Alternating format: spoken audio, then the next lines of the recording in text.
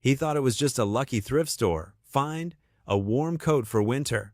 But hidden deep in the lining was something worth far more than money, and it was about to change everything.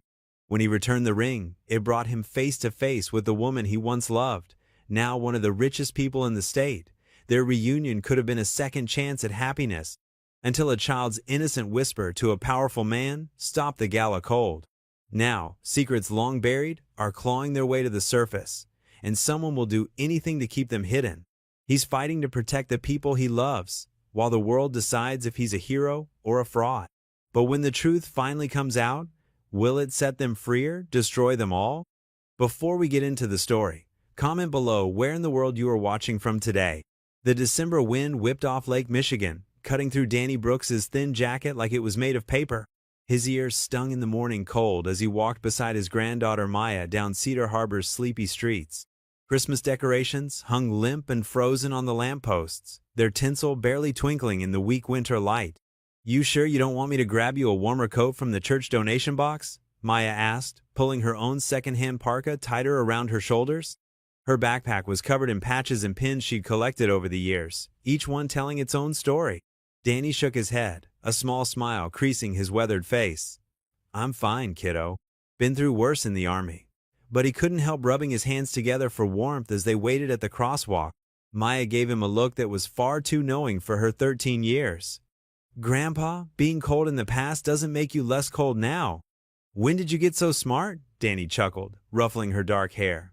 The gesture made her duck away with a grin, but he caught the worry in her eyes. She'd been doing that more lately, watching him like she was afraid he might disappear. They passed the row of shuttered summer shops, their windows dark and empty until tourist season returned. Danny's breath came out in white puffs as he quickened his pace. He couldn't be late for his morning shift driving the senior center shuttle. "Got your art project ready for today?" he asked, changing the subject. Maya's face lit up. "Almost done. Mrs.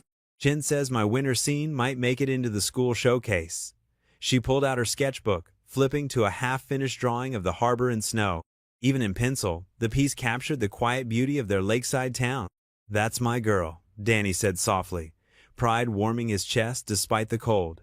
Maya had inherited her mother's talent with a pencil, along with her keen eye for detail. Some days it hurt to see how much she looked like Sarah, especially when she was lost in her art. They reached the middle school just as the first bell rang. Other students rushed past them, their boots crunching on the salt-covered sidewalk. Maya hesitated before heading inside. "You'll pick me up after art club?" she asked, though she knew the answer. They went through this routine every day. 3:30 sharp, Danny promised, right after I finished the afternoon routes. Maya nodded and gave him a quick hug before running inside. Danny watched until she disappeared through the heavy doors, then checked his watch.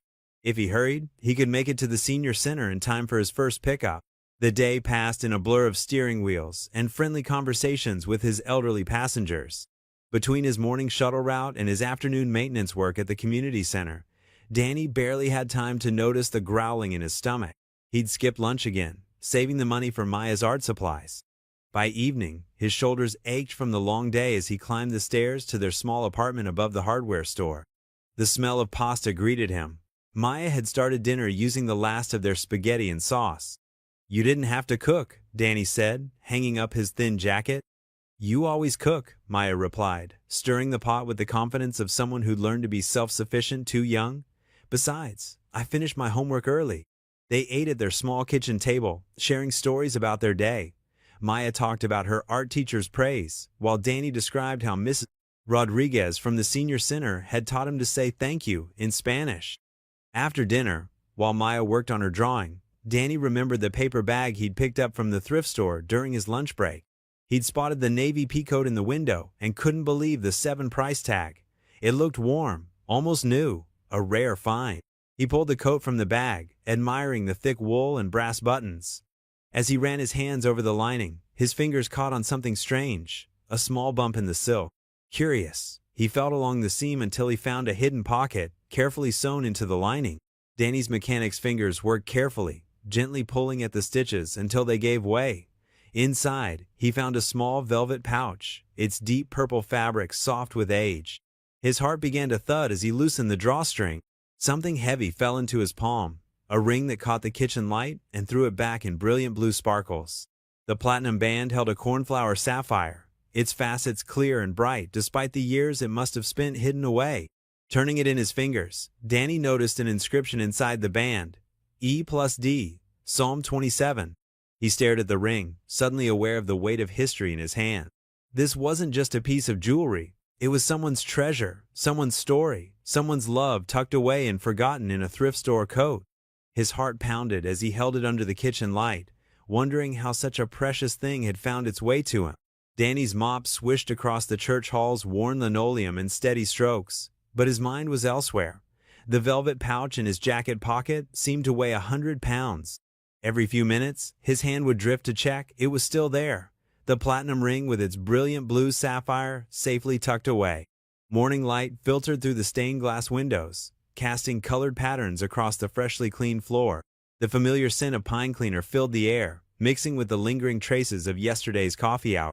"You're awfully quiet this morning, Danny," Pastor Ruth's voice made him start. She stood in the doorway, a ceramic mug steaming in her hands. Her silver hair caught the light, and her kind eyes held a hint of concern. "Just thinking?" Danny replied, continuing his methodical mopping. "Must be some pretty heavy thinking. You've cleaned that same spot 3 times now." There was gentle humor in her voice as she stepped carefully onto the dry section of floor. Danny stopped, leaning on his mop handle. "Found something yesterday, in that thrift store coat I bought." He reached into his pocket and pulled out the velvet pouch. Pastor Ruth set her coffee down on a nearby folding table and adjusted her reading glasses as Danny carefully tipped the ring into his palm. Her eyes widened. "Oh my," she breathed, leaning closer. "That's quite a find." "There's an inscription," Danny said, turning the ring so she could see the tiny engraving inside the band. E+D, Psalm 27. "The Lord is my light and my salvation," Pastor Ruth quoted softly. "Whom shall I fear?" She straightened up, her expression thoughtful. "Have you reported it?" Danny shook his head. "Wanted to talk to you first. Feels like." He paused, searching for the right words. "Like it means something to somebody. More than just money, you know?" Pastor Ruth nodded, picking up her coffee again. "Let me check our old records. That inscription style. It reminds me of something from years back." She headed toward her office, then turned back. "Come on, Danny, the floor can wait." The pastor's office was a cozy space lined with books and filing cabinets. Photos of church events through the years covered one wall, faces young and old smiling out from wooden frames. Pastor Ruth settled behind her desk and pulled out a thick, leather-bound donation ledger. "What made you think of the records?" Danny asked, watching as she carefully turned the yellowed pages. "That sapphire?" she replied, not looking up. "Someone donated a similar one for our building fund renovation? Must be." She ran her finger down a column of neat handwriting. "Yes, here it is. 23 years ago. Eleanor Whitmore." Danny's heart skipped a beat. "Whitmore? As in the foundation?" "Mm-hmm." Pastor Ruth looked up, her eyes distant with memory. "Eleanor used to come to youth group here, back when her father was still alive. Quiet girl, but kind. Always helping with the little ones." She tilted her head, studying Danny's face. "You would have been here then too, come to think of it." A flash of memory hit Danny. A girl with honey-colored hair sitting under the maple tree in the churchyard, reading to the Sunday school kids. He pushed the thought away. "The Whitmore Foundation has their main office downtown," Pastor Ruth continued. "They do wonderful work with youth programs, housing assistance." She closed the ledger carefully. "Might be worth taking the ring there, see if there's a connection." Danny ran a hand through his gray hair, suddenly feeling nervous. The Whitmore Foundation took up half a city block, all glass and polished stone. What would they think of him, walking in off the street with a ring from a second-hand coat? "I can go with you," Pastor Ruth offered, reading his hesitation. Danny straightened his shoulders, a habit from his army days. "No, I can manage, after my shift at the shuttle." He carefully tucked the velvet pouch back into his pocket. "Better finish that floor first, though." "Danny," Pastor Ruth called as he reached the door. He turned back. "You're doing the right thing." He nodded, managing a small smile. The ring felt both lighter and heavier in his pocket as he went back to his mop, his mind now full of glass buildings and honey-colored hair from long ago. Danny stood in the gleaming lobby of the Whitmore Foundation, feeling distinctly out of place.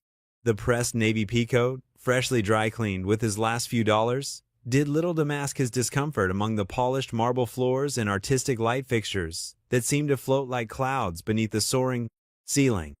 He pulled Maya's drawing from his pocket, carefully unfolding the paper. Her artistic talent showed even in this simple sketch. A four-leaf clover with a tiny smiling face, the words, "Good luck, Grandpa," written in her neat handwriting.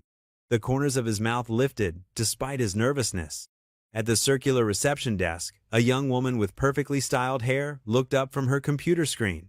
"Welcome to the Whitmore Foundation. How may I help you?" Danny cleared his throat. "I'm here to see Miss Whitmore. About a personal matter." He reached into his coat pocket, touching the velvet pouch for reassurance. The receptionist's professional smile didn't waver. "Do you have an appointment?" "No, ma'am, but it's important. It's about something that belonged to her mother." Her eyebrows lifted slightly. She picked up her phone, had a brief whispered conversation, then looked back at Danny. "Someone will be down shortly. Please have a seat." Danny settled into one of the modern leather chairs, its chrome frame gleaming. The wall behind him displayed photographs of community projects, a new children's hospital wing, a youth center, elderly care facilities. Each image showed smiling faces, hope made visible. A few minutes later, the elevator doors opened with a soft chime. A woman in a tailored charcoal suit approached, her heels clicking purposefully on the marble. "I'm Sarah Chen, Ms. Whitmore's executive assistant. You mentioned something about her mother?" Danny stood, straightening his coat. "Yes, I found something that I believe belonged to her." He withdrew the velvet pouch. "There's an inscription inside." Sarah's eyes narrowed slightly, but her tone remained professional. "May I?" She held out her hand. Danny hesitated, then carefully placed the pouch in her palm. She opened it, examining the ring with sharp attention. After a moment, she handed it back. "Wait here, please." The minutes ticked by slowly. Danny studied the artwork on the walls, modern pieces in soft blues and greens. His fingers traced the edge of Maya's drawing in his pocket. The familiar texture of the paper grounded him. The elevator chimed again. Danny turned, and his heart seemed to skip a beat. Eleanor Whitmore stood before him, as elegant as the building itself in a cream silk blouse and pencil skirt. But it was her eyes that caught him. The same warm brown he remembered from decades ago, now crinkled slightly at the corners. Her silver-streaked hair was swept back in a simple knot, and she wore minimal jewelry, just small pearl earrings and a delicate watch. "Danny Brooks," she said softly, and his name and her voice brought back summer evenings and youth group meetings and shared dreams that had scattered like leaves in autumn wind. "Eleanor." He managed a slight smile. "You look well." "So do you." Her gaze was direct, taking in his pressed coat and carefully combed hair.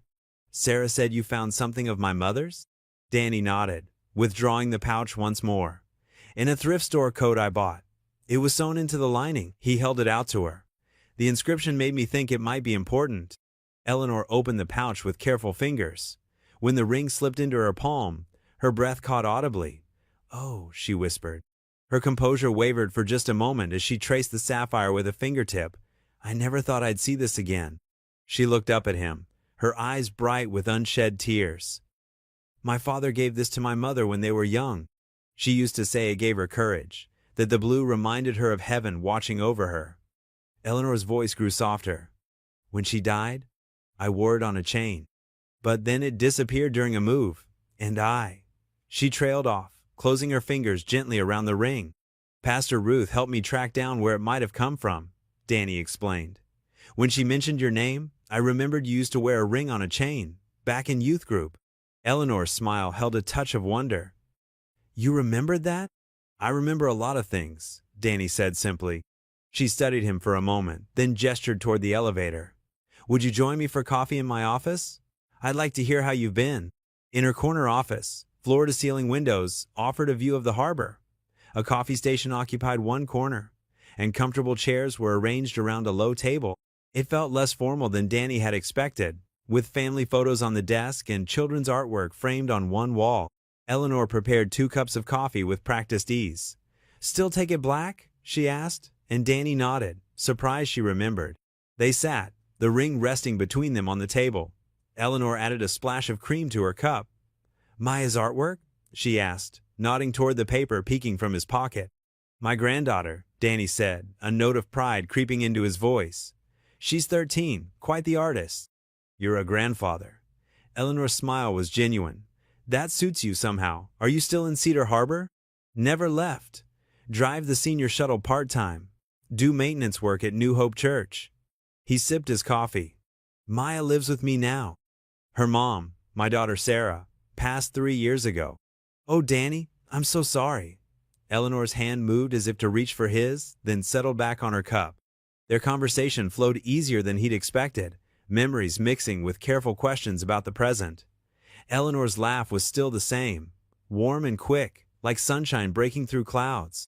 They talked about Pastor Ruth, still going strong at New Hope, and Eleanor's work with the foundation.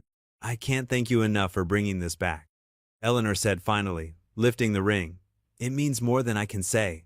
She paused, then added, let me at least reimburse you for the coat. Danny shook his head. No need, just glad it found its way home. Danny's keys scraped in the lock of their small apartment as the sun was setting, painting the hallway in warm orange light. The familiar smell of boiling pasta and jarred marinara sauce greeted him as he stepped inside. Maya stood at the stove, wooden spoon in hand, her dark hair pulled back in a messy ponytail. So? She called out, not turning around. Did you meet the billionaire lady? Danny hung his coat carefully on the hook by the door, smoothing out a wrinkle. I did, and she's not what you'd expect. Maya turned down the heat under the pot and faced him, eyes sparkling with curiosity. What do you mean? Was she wearing like a diamond tiara? Actually, Danny said, settling onto one of their mismatched kitchen chairs, she was wearing a simple blue sweater and pearl earrings, regular clothes, just expensive-looking regular clothes. Did she cry when you gave her the ring? Maya stirred the pasta with extra vigor. No crying, Danny chuckled. But she was touched. It belonged to her mother, just like we thought. She kept touching it, looking at it like she couldn't believe it was real. Maya drained the pasta in their old colander, steam rising around her face. Did she try to give you a reward? $1 million? A yacht?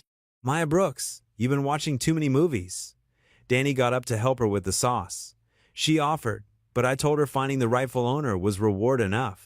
Grandpa, Maya groaned, spooning sauce over her pasta.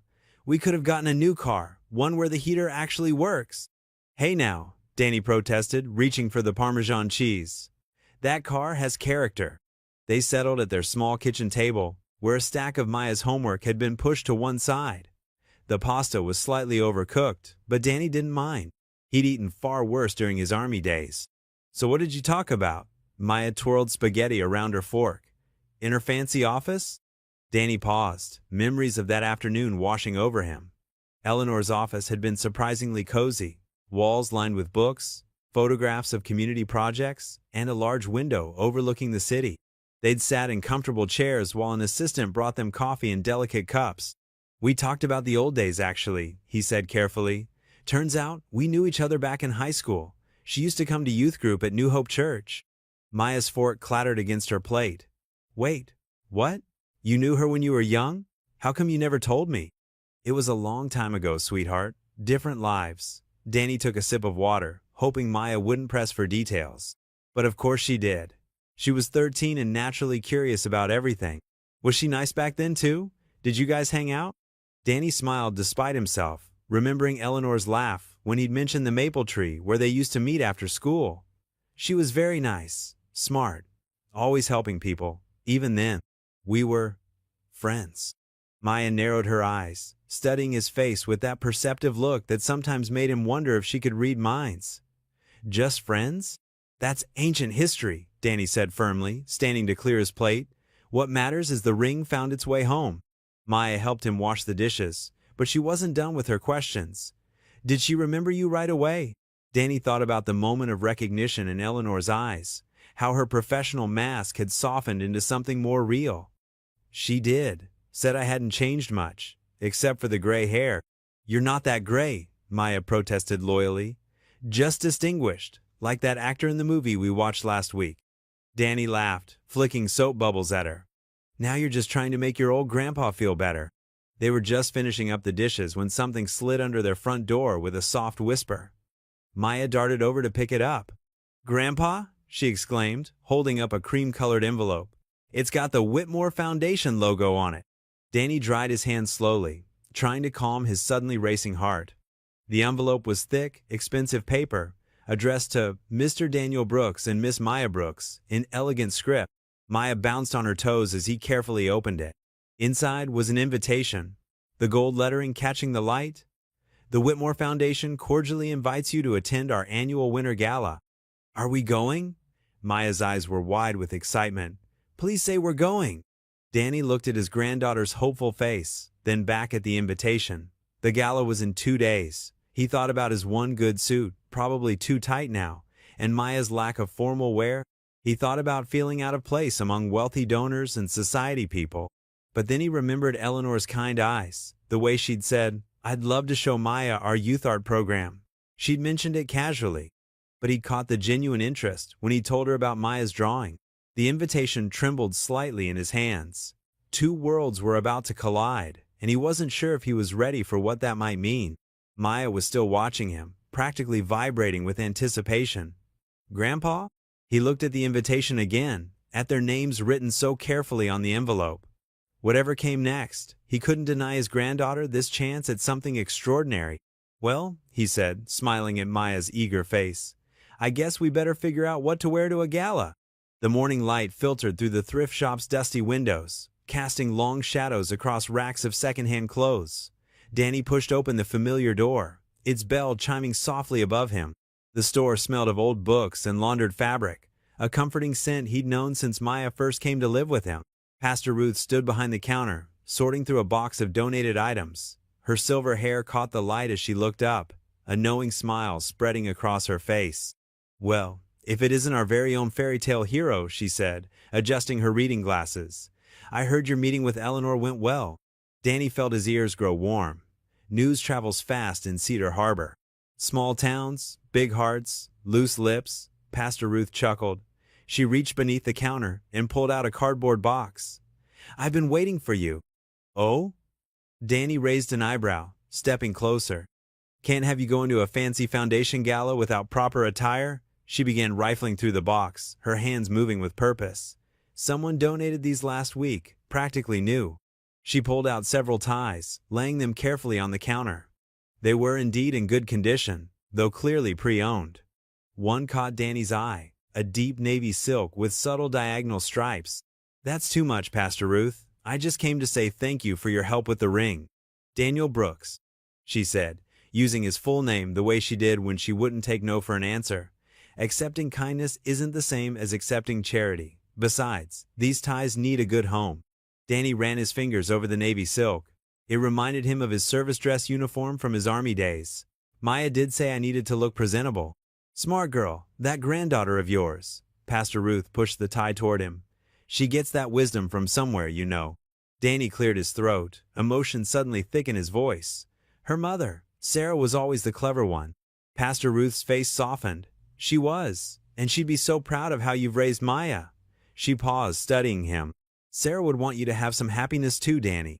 He focused on the tie, avoiding her gentle gaze. "Maya's happiness is what matters." "They're not mutually exclusive," Pastor Ruth said quietly. She began folding the other ties, giving him a moment to compose himself. "Eleanor asked about you, you know, years ago, after you'd both gone your separate ways." Danny's head snapped up. "She did?" "Mm-hmm. Right before she left for college." Pastor Ruth's hand stayed busy with the ties. "She wanted to know if you'd joined the army like you'd planned, if you were doing okay." "That was a lifetime ago," Danny said, but his voice held a note of wonder. "The heart has a long memory," Pastor Ruth replied simply. She pushed the navy tie into his hands. "Now take this, and remember, sometimes God's gifts come wrapped in thrift store paper." Danny slipped the tie into his pocket, touched by her kindness. "Thank you, Pastor Ruth, for everything. Just promise me one thing," she called as he headed for the door. "When you're at that fancy gala, remember who you are. A good man who works hard and loves his granddaughter. That's worth more than any foundation's bank account." The rest of the day passed in a blur of shuttle routes and maintenance checks. Danny's evening shift at the community center ended early, giving him time to prepare for tomorrow's gala. At home, he found Maya in her room, carefully laying out her best dress, a dark green velvet number they'd found at this same thrift store last Christmas. "Does it still fit?" he asked from the doorway. Maya held the dress up against herself. "I think so. I haven't grown much since December. She smoothed the fabric carefully. What are you wearing? Danny went to his room and returned with the peacoat draped over his arm. This, with my black pants and that white shirt from Uncle Jim's wedding? And? Maya prompted. He pulled the navy tie from his pocket. Pastor Ruth insisted. It's perfect, Maya exclaimed, running her fingers over the silk. You'll look like a real gentleman. As opposed to a fake one? Danny teased, but he was pleased by her approval. They spent the next hour preparing their clothes for tomorrow. Danny ironed his shirt while Maya polished her only pair of dress shoes. The peaceful domesticity of the moment settled over them both, though underneath ran a current of excitement. In his room, Danny smoothed the peacoat's sleeves, marveling at how a simple thrift store purchase had led to all this. His fingers traced the spot where the ring had been hidden, and he felt a nervous thrill run through him. Tomorrow, he would step into Eleanor's world, a world of marble floors and crystal chandeliers. But Pastor Ruth's words echoed in his mind. Remember who you are. He hung the coat carefully, positioning it next to his pressed shirt and new tie. Maya appeared in his doorway, now in her pajamas, her face scrubbed clean. Grandpa, she said softly, are you nervous about tomorrow? Danny turned to look at his granddaughter, so perceptive, so much like her mother. A little, he admitted. You? She nodded. But excited too, like Christmas Eve but scarier. Come here, he said, opening his arms. She stepped into his embrace, and he hugged her close. Whatever happens tomorrow, we've got each other. That's what matters. Maya squeezed him tight before pulling away. Good night, Grandpa. Don't stay up too late worrying. Good night, sweetheart. Sweet dreams. After she left, Danny stood for a long moment, looking at his laid-out clothes. The peacoat's navy fabric seemed to hold all the possibility of tomorrow within its folds. He ran his hand over the sleeves one last time, smoothing an invisible wrinkle, feeling that nervous thrill again. The Whitmore Foundation's grand hall sparkled under a canopy of twinkling lights. Crystal chandeliers cast warm reflections across polished marble floors, and the gentle notes of a string quartet floated through the air. Danny stood near a Roman-style pillar, tugging at his borrowed navy tie. The peacoat that had started it all hung neatly in the coat room, replaced by a blazer he'd found at the back of his closet. Maya twirled near the dessert table, her second-hand party dress catching the light. She'd spent an hour curling her hair with borrowed rollers from their neighbor, and now it bounced as she sampled tiny chocolate eclairs. The sight of her happiness made his chest tight. Your granddaughter seems to be enjoying herself, Eleanor said, appearing beside him in an elegant blue dress. Her mother's ring gleamed on her right hand, its sapphire matching her outfit perfectly. She's in heaven. Danny chuckled. Though I should probably cut her off before the sugar rush hits. Let her be. Eleanor smiled. It's not every day a young artist gets to see her work displayed in a gallery.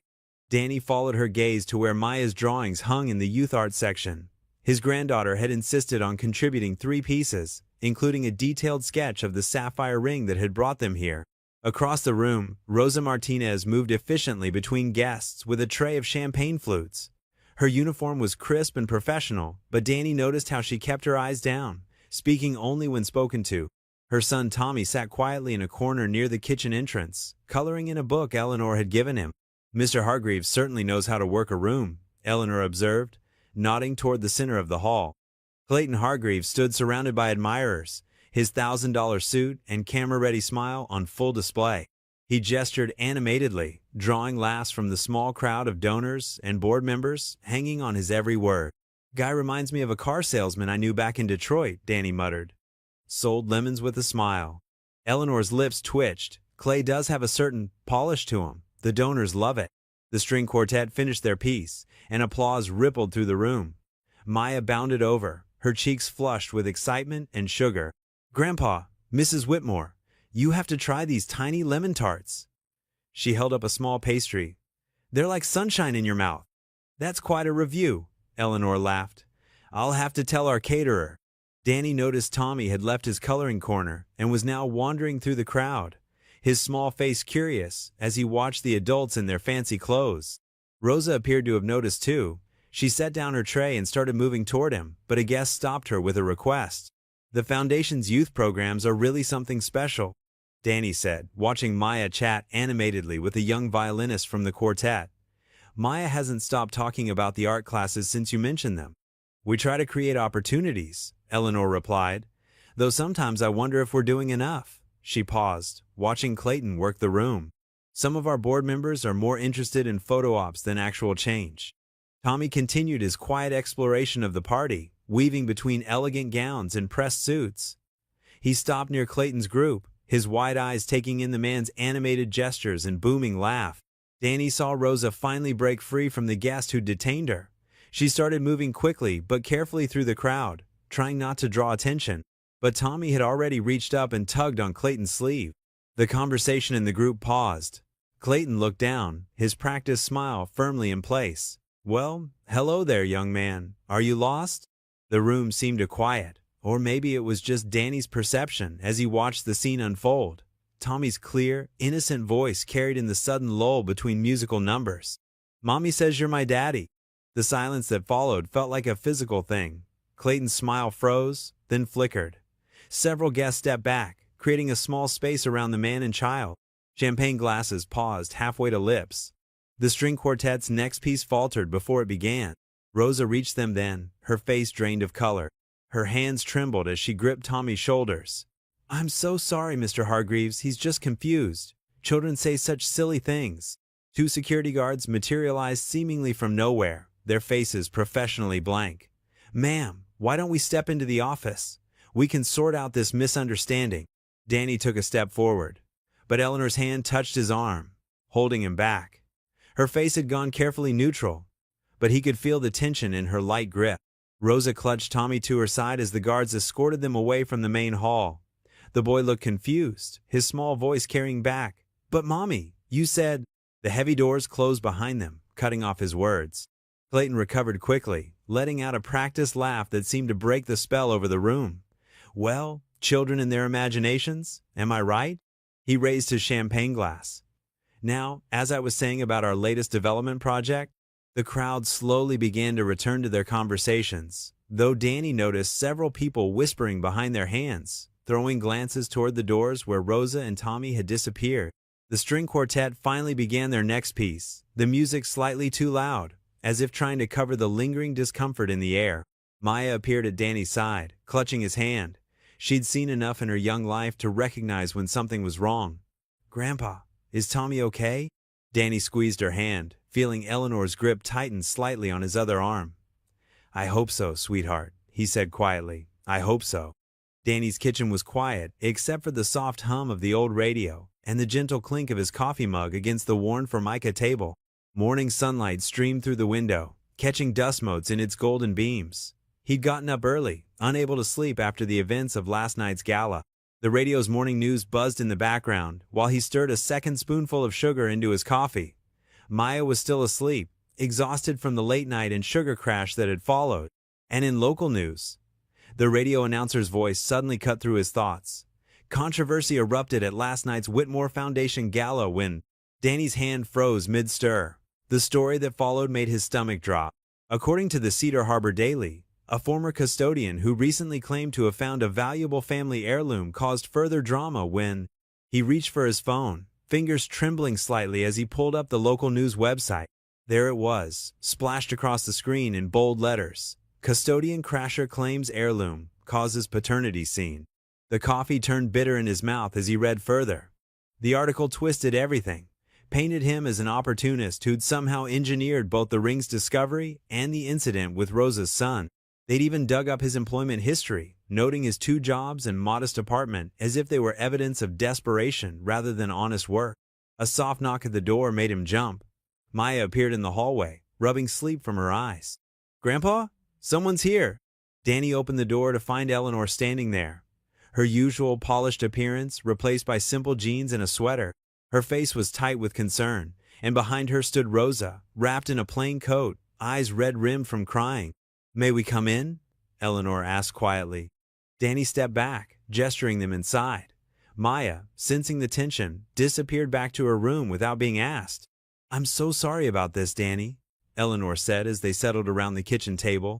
She pulled out her tablet, showing him not just the local article, but several others that had picked up the story.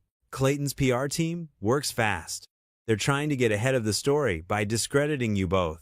Rosa sat with her hands clasped tightly in her lap, Her shoulders hunched as if trying to make herself smaller. "It's my fault," she whispered. "I should never have let Tommy near him." "None of this is your fault," Eleanor said firmly, reaching over to cover Rosa's trembling hands with her own. "Danny, there's something you need to know." Rosa lifted her eyes to meet Danny's. 3 years ago, I worked as a housekeeper at the Harbor View Hotel. Clayton Hargreaves stayed there often for business. Her voice grew softer. He was charming at first. Said he noticed how hard I worked. Offered me extra shifts, better pay. Danny's jaw tightened as he began to understand where this was going. "When I found out I was pregnant," Rosa continued, "he had his lawyers bring papers. An NDA, non-disclosure agreement. They said if I signed it and kept quiet, they would make sure Tommy and I were taken care of. But the money they promised," she shook her head, "it was never enough to live on. Just enough to keep us quiet." Eleanor's expression had hardened. Clayton has a pattern of this behavior. His lawyers are very good at making problems disappear. But this time, she pulled out another document from her bag. "This is a copy of the NDA Rosa signed. My legal team has been reviewing it, and we think we've found some irregularities that might void it." Danny looked between the two women, anger building in his chest. Not for himself, but for Rosa and her little boy. For all the others who might have signed similar papers out of fear and desperation. "The article," he said slowly, "making me look like some kind of con man, that's to discredit me in case I try to speak up for Rosa?" Eleanor nodded grimly. "Clayton knows I've taken an interest in you. He's trying to isolate anyone who might support Rosa if she decides to come forward. My reputation might protect me, but he has no problem destroying others to keep his secrets." Rosa wiped at her eyes with the back of her hand. "I never wanted any of this. I just wanted Tommy to have a chance at a good life. But last night, when he saw Clayton..." She drew a shaky breath. "Children don't understand about NDAs and secrets. They just know their truth. And now Clayton's trying to bury that truth under lies about Danny?" Eleanor added, anger flashing in her eyes. "He's used this playbook before. Discredit, distract, make the victim look like the villain. But this time, he's made a mistake." Danny reached across the table to squeeze Rosa's hand. "You're not alone anymore," he said quietly. "Whatever you decide to do, you have people on your side now." "That's why I brought her here," Eleanor said. "Danny, you're one of the most honest people I know. Your reputation in this community, the way you've raised Maya, people trust you. Clayton can try to paint you as an opportunist, but anyone who knows you will see through that." Rosa straightened slightly in her chair, some of the fear leaving her eyes as she looked between Danny and Eleanor. For the first time since she'd entered the apartment, a glimmer of hope showed on her face. The evening shadows stretched long across Pastor Ruth's cozy living room as she ushered Danny, Eleanor, and Rosa through the side door of the parsonage. The old Victorian house creaked softly under their feet as they made their way to the kitchen, where a pot of chamomile tea waited on the sturdy oak table.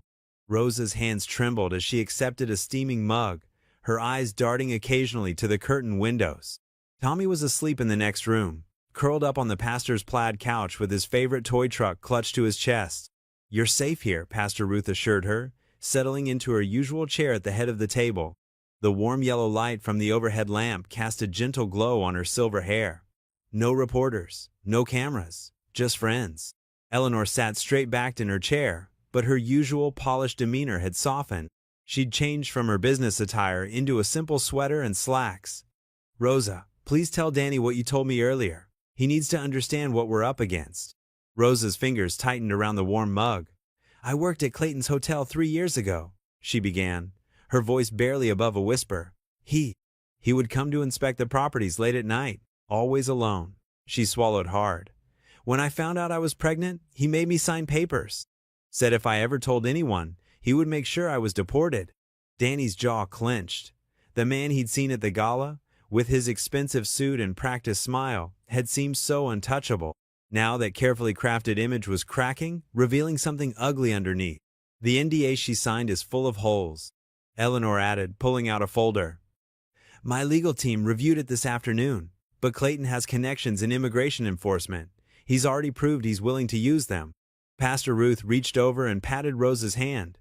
"You did nothing wrong, dear. Sometimes staying quiet is how we survive. But now you have people standing with you. The press is already trying to paint this as my fault," Danny said, running a hand through his gray hair. "They're saying I planned this whole thing, finding the ring, coming to the gala, like it was some kind of setup." Eleanor's eyes flashed. That's Clayton's doing. He's trying to discredit anyone who might support Rosa. Make it look like we're all part of some conspiracy against him. My Tommy? Rosa whispered, tears welling in her eyes. He didn't mean to cause trouble. He sees Clayton sometimes on TV, and he gets excited. He doesn't understand. Children have a way of speaking truth, Pastor Ruth observed quietly, even when adults don't want to hear it. Danny thought of Maya, of how fiercely he'd always protected her. The thought of someone threatening her the way Clayton was threatening Rosa and Tommy made his blood boil. What do you need me to do? Eleanor leaned forward. Help me build a case. There are probably other women like Rosa, other NDAs, other cover-ups. You work in these buildings. People trust you. They might tell you things they'd never tell me. It could get ugly, Pastor Ruth warned. Clayton won't go down without a fight. He'll try to destroy anyone who threatens him. He's already trying to destroy my reputation, Danny said. But I've got nothing to hide. He looked at Rosa, at the fear and hope warring in her eyes. Besides, some things matter more than reputation. Eleanor reached across the table and squeezed his hand. The gesture was simple, but it carried the weight of their shared history, of young love and hard choices, and finding each other again in this moment of crisis. We'll need to be careful, Pastor Ruth said. Strategic. I can reach out to my contacts in other churches, find safe places for Rosa and Tommy if things get worse. Eleanor, your foundation has resources we can use. And Danny. She smiled at him. You've always had a way of getting to the truth of things. Rosa wiped her eyes. Why would you all risk so much? For us? Because it's right, Danny said simply. He thought of the ring that had started all this, a symbol of love and courage that had brought him back into Eleanor's orbit. Maybe it wasn't just chance. Maybe this was where he was meant to be, standing up against injustice with people he trusted. Eleanor nodded. Clayton thinks his money makes him untouchable. He's used to people backing down, staying quiet. But he's never faced people willing to stand together. Then that's what we'll do, Danny said firmly. Stand together, whatever it costs. The kitchen grew quiet, except for the gentle ticking of Pastor Ruth's old clock and the distant sound of Tommy's soft breathing from the next room. Outside, the streets of Cedar Harbor were dark and still, unaware of the small group gathered around a kitchen table, planning to challenge a powerful man's carefully constructed world of secrets and threats.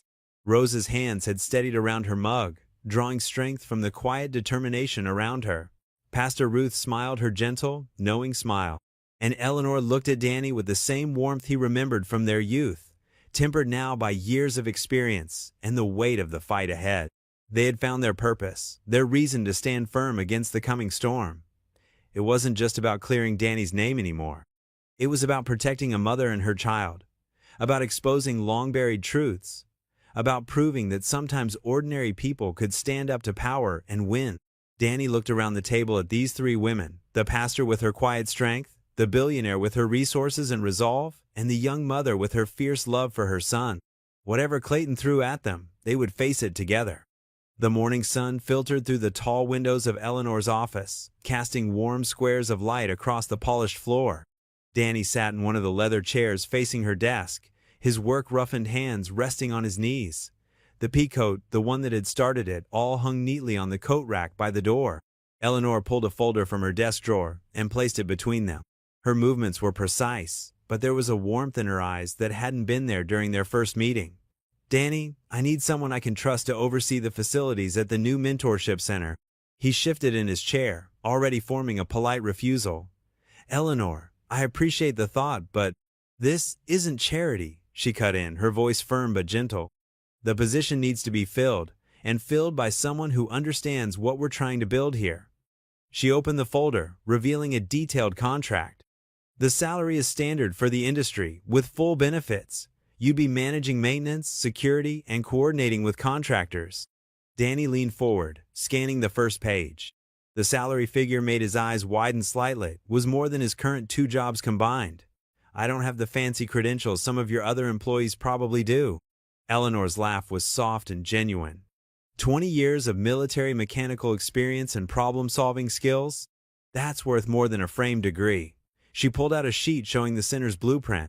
Besides, you've already proven you're someone who does the right thing, even when it's difficult.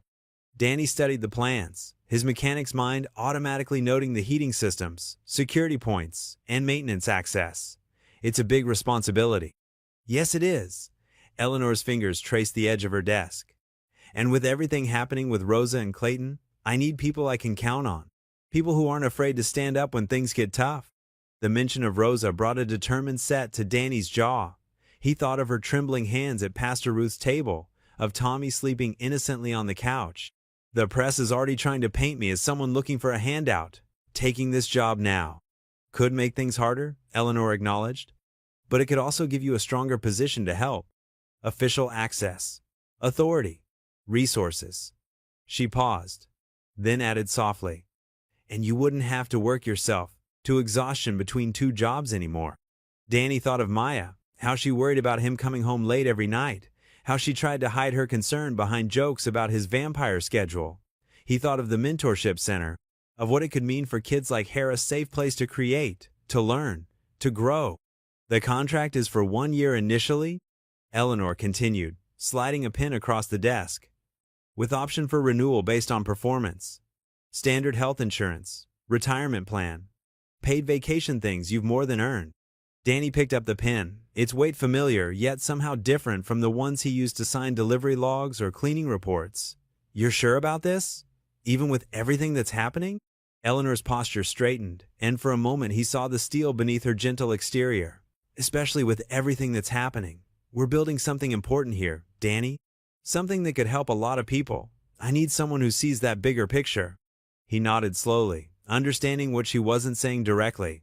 This wasn't just about managing a building.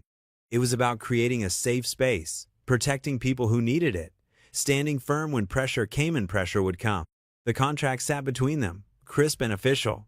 Danny read through it carefully, asking questions about specific responsibilities, schedules, and expectations. Eleanor answered each one patiently, sometimes pulling out additional documents for clarification. Finally, Danny uncapped the pen. His signature would change things for him, for Maya, for the community they were trying to build. It was a weight, yes, but maybe also a shield, a way to fight back against the likes of Clayton Hargreaves with something more than just determination. He signed his name on the dotted line, the ink flowing smooth and dark. Eleanor countersigned immediately, her elegant script next to his more practical handwriting. She held out her hand, and they shook on it, the gesture carrying more meaning than just a business agreement. "Welcome aboard, Mr. Brooks," she said with a small smile, using his formal name for perhaps the first and last time. "Shall we go see your new workplace?" A network of whispers. The evening shadows lengthened across the church's fellowship hall as Pastor Ruth sat at her desk, her old rotary phone pressed to her ear. The worn leather address book lay open before her, its pages dog-eared and filled with neat handwriting. Maya curled up in a nearby armchair, her sketchbook balanced on her knees. "Yes, Sarah, that's right," Pastor Ruth spoke softly into the receiver. "A safe place, just for a few days until we sort things out."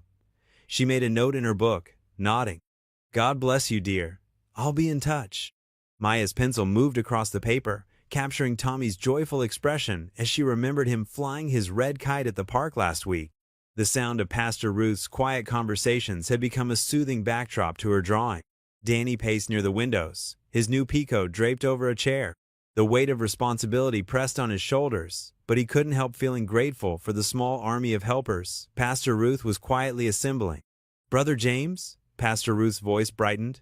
"How's that empty apartment above your shop coming along?" She listened intently, making another note. "Perfect timing, isn't it? The Lord works in mysterious ways." Rosa sat nearby, Tommy sleeping in her lap. Her fingers gently stroked his dark hair, her eyes distant with worry. But each time Pastor Ruth confirmed another safe house or helper, some of the tension eased from her shoulders. "Your drawing's coming along beautifully, Maya," Danny said, pausing to look over his granddaughter's shoulder. Maya held up the sketch. "See how happy Tommy looks when he's flying his kite? I wanted to catch that feeling." "You certainly did, sweetheart." Danny squeezed her shoulder gently. Pastor Ruth set down the phone for a moment, taking a sip of her now cold tea. "That's 3 safe houses lined up, plus Sarah's cousin who works with immigration lawyers." She smiled at Rosa. "We're building quite a safety net, dear." "I don't know how to thank you all," Rosa whispered, careful not to wake Tommy. "No thanks needed," Pastor Ruth replied firmly. "This is what community means. The church's old radiator clicked and hummed, adding its voice to the quiet conversation. Outside, the streetlights began to flicker on, one by one, like earthbound stars. Maya turned to a fresh page in her sketchbook and began a new drawing. This time, it was a simple but powerful image. Hands joined in a circle, with the words, "Tell the truth, grown-ups," written in her neat artist script. Pastor Ruth picked up the phone again, dialing another number from memory. "Evening, Margaret." "Yes, it's Ruth. Remember that conversation we had about emergency housing?" Her voice remained steady and warm, like a beacon in the growing darkness. Danny checked his watch and was about to suggest they head home when his phone buzzed with a text message. The number was unfamiliar. "Mr. Brooks, I work front desk at Hargreaves Lake Point Hotel. Have important information. Meet tomorrow 7 a.m., Rico's Diner. Come alone. Delete this message." He read it twice, then carefully deleted it as requested. His heart beat a little faster, but he kept his expression neutral, not wanting to worry Maya or Rosa. Pastor Ruth was still working her way through her contact list, each call adding another thread to the protective web she was weaving. "Elizabeth, how are you, dear? I need to ask a favor." Maya yawned and closed her sketchbook, tucking it into her backpack. She walked over to Rosa and gently touched Tommy's hand. The little boy stirred but didn't wake. "We should get you home," Danny said softly to Maya. "School tomorrow." Pastor Ruth covered the phone's mouthpiece. "Go on, you two. I'll keep working on this. Rosa and Tommy will be safe here tonight. Brother James is bringing over an air mattress." Danny helped Maya into her coat while Rosa mouthed thank you to them both. The church's heavy wooden doors creaked softly as they stepped out into the cool evening air. Just before they left, Danny caught a final glimpse through the window. Pastor Ruth still at her desk, phone to her ear, her silver hair glowing in the lamplight as she continued building their network of hope, one call at a time. Rosa cradling Tommy, her posture finally beginning to relax. And Maya's sketchbook left open on the chair, the drawing of joined hands clearly visible, a simple but powerful reminder of why they were all fighting this battle. The mysterious text message seemed to burn in his memory as he and Maya walked home through the quiet streets of Cedar Harbor, but he kept his voice light as they discussed her homework for tomorrow. Whatever information the hotel worker had, it would have to wait until morning. For now, his focus was on getting his granddaughter safely home and ensuring she felt secure in the midst of all this uncertainty. Maya slipped her small hand into his as they walked. "Grandpa?" "Yes, sweetheart? We're doing the right thing, aren't we? Helping Rosa and Tommy?" Danny squeezed her hand. "Yes, we are. Sometimes doing the right thing isn't easy, but that doesn't make it any less right." They continued their walk home in comfortable silence, leaving behind the warm lights of the church, where Pastor Ruth's quiet revolution of kindness continued to grow, one phone call at a time. The neon sign of Jerry's Diner buzzed faintly in the gray morning light. Danny sat in the corner booth, his hands wrapped around a chipped coffee mug. The vinyl seat squeaked as he shifted, checking his watch for the third time. The breakfast rush had dwindled to a few regulars at the counter, their newspapers rustling as they read. A bell jingled as the door opened. A woman in her 50s, dressed in a crisp hotel uniform, scanned the diner before making her way to Danny's booth. Her name tag read, Margaret. "Mr. Brooks?" Her voice was barely above a whisper. When Danny nodded, she slid into the seat across from him. "Thank you for meeting me," Danny said, pushing a fresh cup of coffee toward her. "I understand the risk you're taking." Margaret's fingers drummed nervously on the table. "I've worked at the Grand Harbor Hotel for 23 years. What I've seen." She shook her head, reaching into her purse. "This isn't just about Rosa." She pulled out a small USB drive, keeping it hidden under her palm. "I kept records, dates, times, names when I had them. Security footage timestamps. Which rooms got special cleaning services ordered. Which guests received compensation packages." Her mouth twisted on the last words. Danny felt the weight of what she was offering. "How many?" "At least 7 women I know of. Maybe more." Margaret's hand trembled as she lifted her coffee cup. "Clayton Hargreaves has a pattern. The management knows. They help cover it up." A waitress approached with a pot of coffee. Both Danny and Margaret fell silent until she'd topped off their cups and moved away.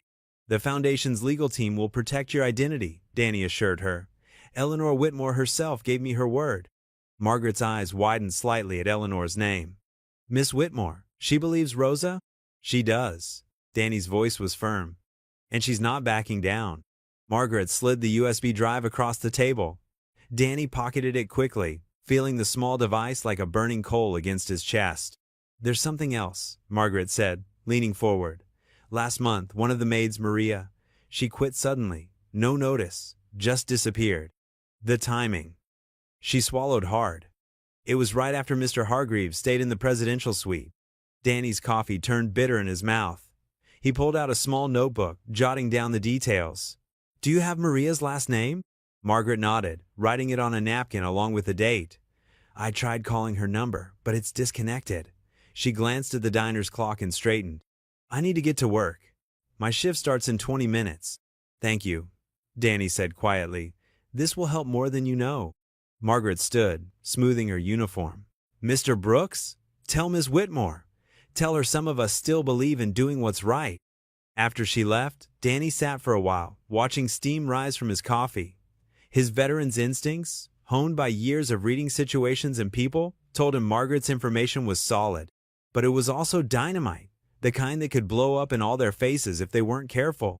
He drove straight to the Whitmore Foundation, the USB drive secure in his inner coat pocket.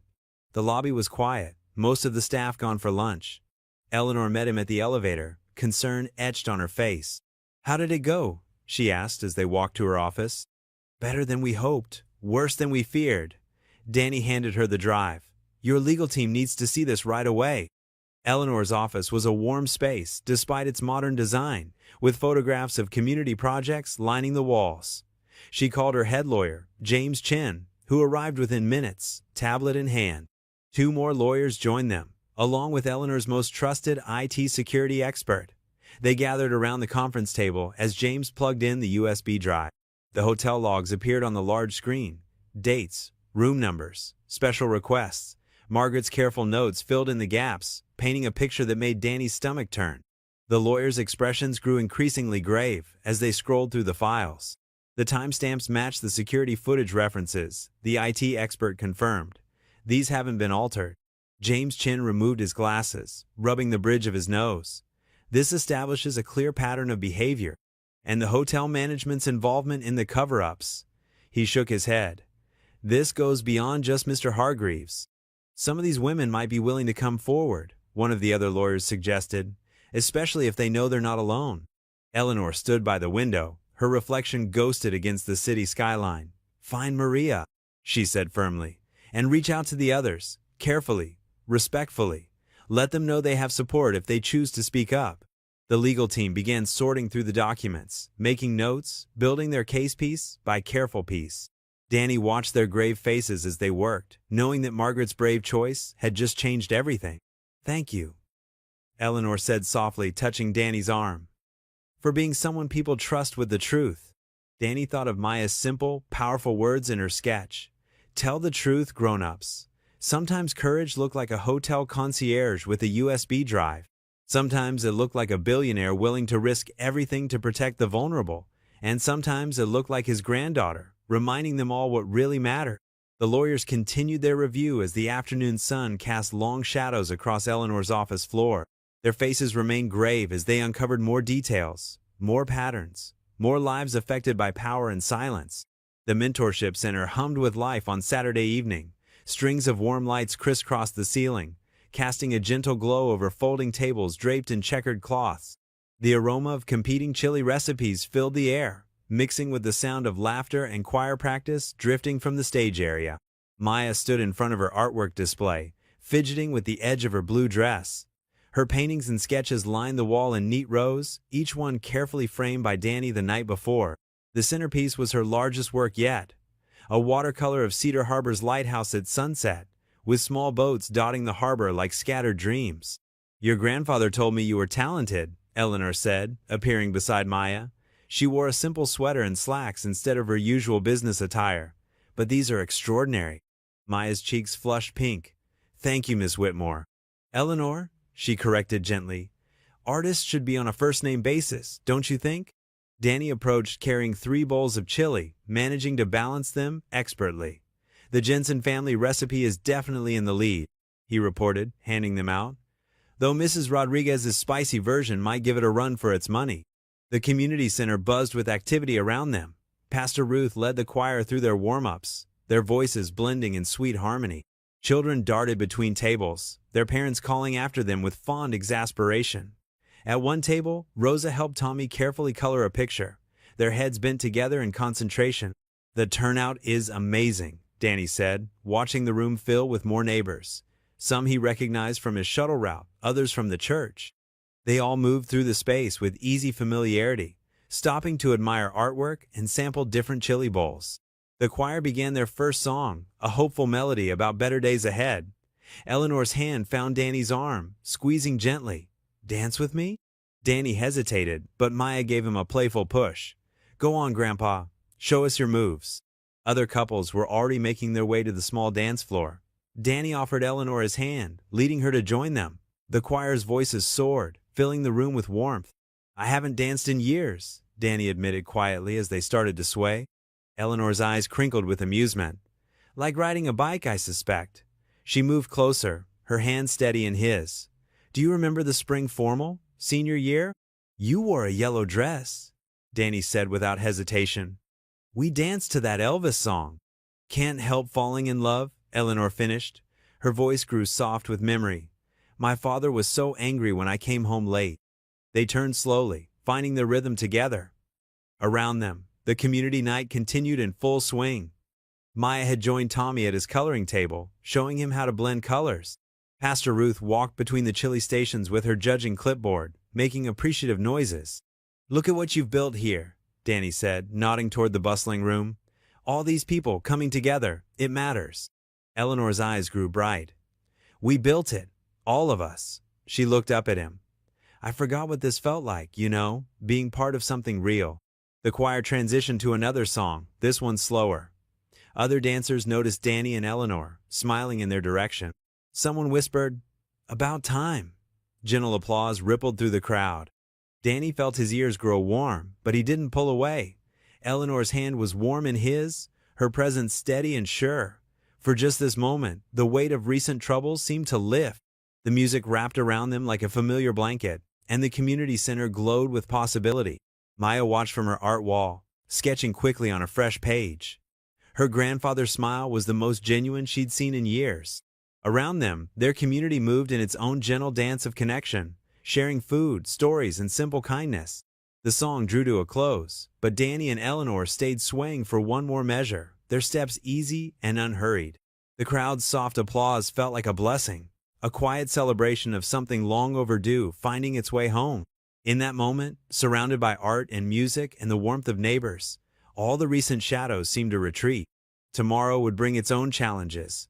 But tonight was for community, for healing, for remembering what they were all fighting to protect. The choir began another song, and more couples joined the dance floor.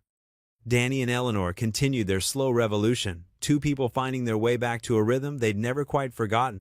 Monday morning brought a chill that cut straight through Danny's peacoat as he walked up to the Whitmore Foundation building.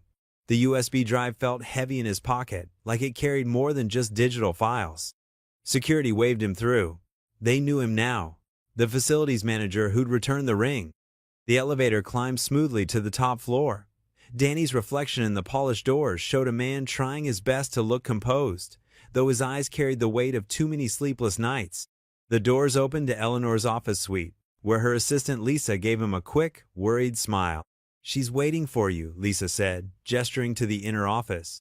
Eleanor stood at her floor-to-ceiling windows, one hand pressed against the glass as she stared out at the gray morning.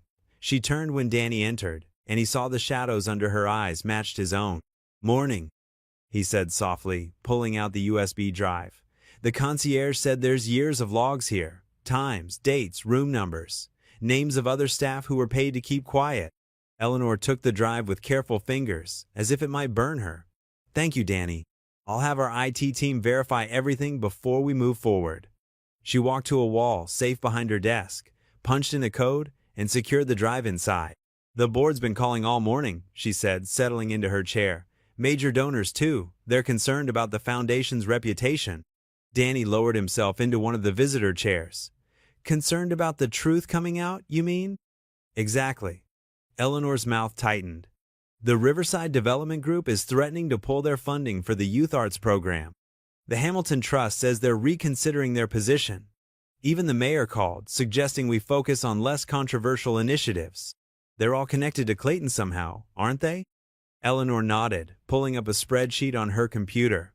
Business partners, golf club members, political allies. He spent years building his network. The foundation helps hundreds of kids, Danny. These programs. She trailed off, rubbing her temples. You can't let them use good works as a shield for bad actions, Danny said quietly. That's not protecting the foundation. It's betraying everything it stands for. A small smile touched Eleanor's lips. You sound like my father, the preacher, not the businessman. She stood up and paced to the windows again. He always said doing the right thing would cost something. I just never thought I'd have to choose between helping people and helping the truth come out. Maybe you don't, Danny suggested. Maybe the truth helps more people in the long run. Eleanor's phone buzzed on her desk. Another donor call. She ignored it. Rosa's lawyer says she's ready to speak publicly. With the evidence on that drive to back her up, it would break Clayton's whole house of cards, Danny finished. And possibly the foundation's funding structure with it? Eleanor's voice was steady, but her hands clasped tightly together. I've started moving some personal assets around. If we lose donors, I can keep the core programs running for a while at least. Danny stood and walked over to her. Eleanor, you don't have to sacrifice everything you've built. We could find another way. She turned to face him, and for a moment, he saw the same determined girl from their youth group days, the one who'd stood up to bullies and organized food drives and dreamed of changing the world. Some things are worth sacrificing for, Danny. You taught me that, back when we were young, and you reminded me again when you brought back my mother's ring. The morning light caught the sapphire on her desk where it sat in its velvet pouch, throwing blue sparkles across the papers. Eleanor's phone buzzed again, more insistently this time. You should probably answer some of those, Danny said gently. Probably. But she made no move toward the desk. Danny, whatever happens next, thank you for bringing the ring back, for helping Rosa, for reminding me what courage looks like. Before he could respond, her phone lit up again. This time, Eleanor's face changed when she saw the screen. She picked it up, read the message, and her shoulders stiffened. It's from Clayton's assistant, she said, her voice tight. He knows we have something on him. The late afternoon sun streamed through the foundation's glass walls, turning the gathering crowd into silhouettes. The lobby buzzed with excitement as community members, foundation staff, and local press filled the chairs set up in neat rows. At the front, Maya's mural stood covered in a white cloth, stretching nearly 15 feet wide. Danny tugged at his tie, uncomfortable with all the attention. He sat in the front row between Maya and Eleanor, trying to focus on his daughter's bouncing enthusiasm rather than his nerves. Maya had refused to let anyone see the finished mural before the unveiling, even him. You look very distinguished, Mr. Community Steward, Eleanor whispered, smoothing a wrinkle from his sleeve. Her touch was gentle, steadying. Still feels strange, Danny muttered. I'm just doing what needs doing. That's exactly why you deserve this. Eleanor's eyes were warm. Sometimes the most important work comes from simply showing up day after day. The foundation's interim director stepped up to the podium, tapping the microphone. Good afternoon, everyone. We're gathered here to honor someone who exemplifies the very spirit of community service. Danny half listened to the speech, his mind drifting to Rosa and Tommy, safely tucked away at Pastor Ruth's house. They'd wanted to come but agreed it was safer to stay out of sight until tomorrow's interview. His hands clenched at the thought of what Rosa was preparing to do. The director's voice pulled him back. And now, please welcome our community steward honoree, Daniel Brooks. Maya squeezed his hand as he stood. The applause felt too loud, too much, but he made himself walk to the podium. Looking out at the faces, retired veterans he'd driven in his shuttle, kids from the mentorship program, church members who'd known him for years, he felt his nervousness ease slightly. Thank you, he began, his voice rough. I'm not much for speeches, but I believe in this community, in looking out for each other, especially those who need it most. He paused, gathering his thoughts. When I found that ring in an old coat pocket, I never imagined where it would lead. But it reminded me that small acts of honesty can ripple out in ways we don't expect. Sometimes doing the right thing is simple, sometimes it's harder, but it's always worth it. He saw Eleanor dabbing at her eyes in the front row, and Maya beaming with pride. My granddaughter Maya taught me that art can speak truth when words fail. So I'd like to ask her to unveil her mural now." Maya practically bounced to the front. She gripped the cloth, looking back at Danny for encouragement. He nodded, and she pulled. Gasps filled the room. The mural blazed with color, a sunrise breaking through storm clouds, illuminating a diverse crowd of people holding hands in a circle. In the center, a small figure held up a lantern, its light spreading outward in golden rays. Danny recognized Tommy's curls on the lantern bearer, though Maya had been careful not to make it too obvious. "I call it Hold the Light," Maya announced clearly into the microphone. "Because when things get dark, we have to help each other be brave." The applause was thunderous. Danny hugged Maya tight, his heart so full it hurt. Eleanor joined them, her hand finding Danny's shoulder. "It's beautiful, Maya," she said. "You've captured exactly what we're trying to build here." The ceremony moved into its reception phase, with punch and cookies served as people mingled and admired the mural up close. Danny found himself surrounded by well-wishers, accepting congratulations with awkward grace. Pastor Ruth appeared at his elbow, her eyes serious despite her smile. "Rose is ready," she murmured. "Channel 7 agreed to interview her at the church tomorrow morning. Their investigative reporter has been following Clayton's pattern for months. She just needed someone willing to go on record." Danny nodded, his throat tight. "She's sure?" "She says Maya's mural gave her courage. If a little boy can hold up the light, she told me, I can speak the truth." Eleanor joined them, having overheard. "Our legal team will be there. We've documented everything. She won't face this alone." Danny watched Maya showing Tommy's mother the details in the mural through the video call Pastor Ruth had secretly arranged. Rose's voice was thick with tears as she praised the painting, but her words were strong. "Mañana, mi amor. Tomorrow we tell the truth." The three adults shared a look of determination. Tomorrow would change everything, but tonight they celebrated hope.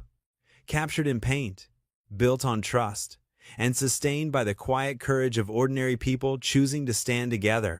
Maya's mural glowed in the setting sun, its golden rays seeming to pulse with life. The lantern-bearer's face wore a smile of pure joy, reminding them all what they were fighting for.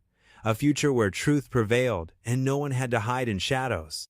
The knock came at 5:47 a.m., 3 sharp raps that yanked Danny from sleep. His heart jumped as he stumbled to the door, bare feet cold against the floor. Through the peephole, he saw 2 official-looking figures in the dim hallway light. "Mr. Brooks, Child Protective Services. We need to speak with you regarding a complaint about Maya's living situation." Danny's stomach dropped. He opened the door to find a tall woman with graying hair and a younger man holding a tablet, both wearing badges. "I'm Sandra Myers, and this is Tom Collins. May we come in?" Danny stepped aside, his mind racing. Maya's sleeping. What's this about? "We received an anonymous tip expressing concern about unsafe conditions." Sandra's eyes swept the small apartment. Multiple jobs, irregular hours, possible neglect. "That's ridiculous." Danny kept his voice low but firm. "I've raised Maya since her mother passed. She's never missed a meal or a doctor's appointment. Check her school record straight, has perfect attendance." Tom tapped his tablet. "Nevertheless, we're required to investigate all reports. We'll need to speak with Maya and inspect the premises." "At 6 in the morning?" Danny's hands clenched. "She has a math test today. Can't this wait?" "Mr. Brooks," Sandra's tone sharpened. "Refusing to cooperate could complicate matters." Before Danny could respond, Maya appeared in her doorway, already dressed in her school uniform. "Grandpa, what's going on?" "It's okay, sweetheart." Danny moved to her side. "These people just need to ask us some questions." For the next hour, the officers poked through their home, opening cabinets, checking Maya's room, photographing the perfectly stocked fridge, and the medication schedule Danny kept on the whiteboard. They questioned Maya separately, which made Danny's blood boil, but he forced himself to stay calm. Maya handled it with remarkable composure, showing them her art supplies, her homework station, the calendar where she and Danny planned their schedules. "Grandpa makes sure I eat breakfast every morning," she explained. "We have dinner together most nights, and when he works late, Mrs. Rodriguez next door checks on me. I'm 13, not a baby." Finally, Sandra closed her notebook. "We'll need to follow up, but everything appears to be in order. However, Mr. Brooks, I should warn you that these investigations often trigger additional oversight." After they left, Danny pulled Maya into a tight hug. "I'm so sorry, kiddo. It was Clayton, wasn't it?" Maya's voice was muffled against his shoulder. Because we're helping Rosa? Probably. Danny checked his watch. Let's get you to school. I'll call Eleanor on the way. The morning crawled by in a haze of worry. Danny went through the motions at work, checking his phone constantly. Around noon, Eleanor called. Danny, you need to see this. Someone leaked a video to the press. They're saying, it looks bad. He found a quiet corner in the shuttle depot break room to watch the clip she sent. His blood ran cold. The grainy security footage showed him in the foundation's parking garage, apparently accepting an envelope from a shadowy figure. The timestamp matched last week, when he'd been collecting maintenance reports. That's not what happened, he growled into the phone. They edited it somehow. Where's the part showing the maintenance supervisor handing me the weekly logs? I know, Eleanor's voice was tight. Our tech team is analyzing it, but the damage is spreading. Social media is already calling you a fraud who orchestrated everything for money. Danny's next words were cut off by another call, Pastor Ruth's number flashing urgently. I have to go, he told Eleanor. Something's wrong. He switched lines. Pastor Ruth's words tumbled out. Danny, they just raided Rosa's apartment. Immigration officers. Tommy got separated from her in the chaos. She managed to call me before running, but where's Tommy? Danny was already heading for his car. Safe. The church secretary found him hiding in the laundromat next door and brought him here. But Rosa's terrified, and these officers had no warrant, Danny. This isn't a routine check. Keep them there. I'm on my way. Danny's hand shook as he started the engine. And Ruth, call Eleanor's lawyer. Now. The morning CPS visit suddenly made horrible sense. This was coordinated, designed to split them apart, to silence Rosa before she could speak out. Danny's jaw clenched as he drove, watching his rearview mirror for tails. They'd known Clayton would fight back, but this level of retaliation? His phone buzzed with a text from Eleanor. News vans outside the foundation. Board called emergency meeting. Don't talk to anyone until our lawyers clear it. Danny thought of Maya, still at school, probably seeing the awful headlines on her classmates' phones. Of Rosa, running scared through the city. Of Tommy, separated from his mother for the first time in his life. The truth was supposed to protect them. Instead, it had painted targets on all their backs. When Danny pulled into the church parking lot, he saw Pastor Ruth waiting by the side door. Her face was grave as she ushered him inside. In her office, Tommy sat curled in an oversized armchair, clutching his stuffed dinosaur, eyes red from crying. Uncle Danny! The boy launched himself into Danny's arms. Danny held him close, meeting Pastor Ruth's worried gaze over Tommy's head. In just a few hours, their careful plans had shattered. The people they'd tried to protect were scattered and scared. And somewhere in the city, Rosa was alone, running from officers who had no right to chase her.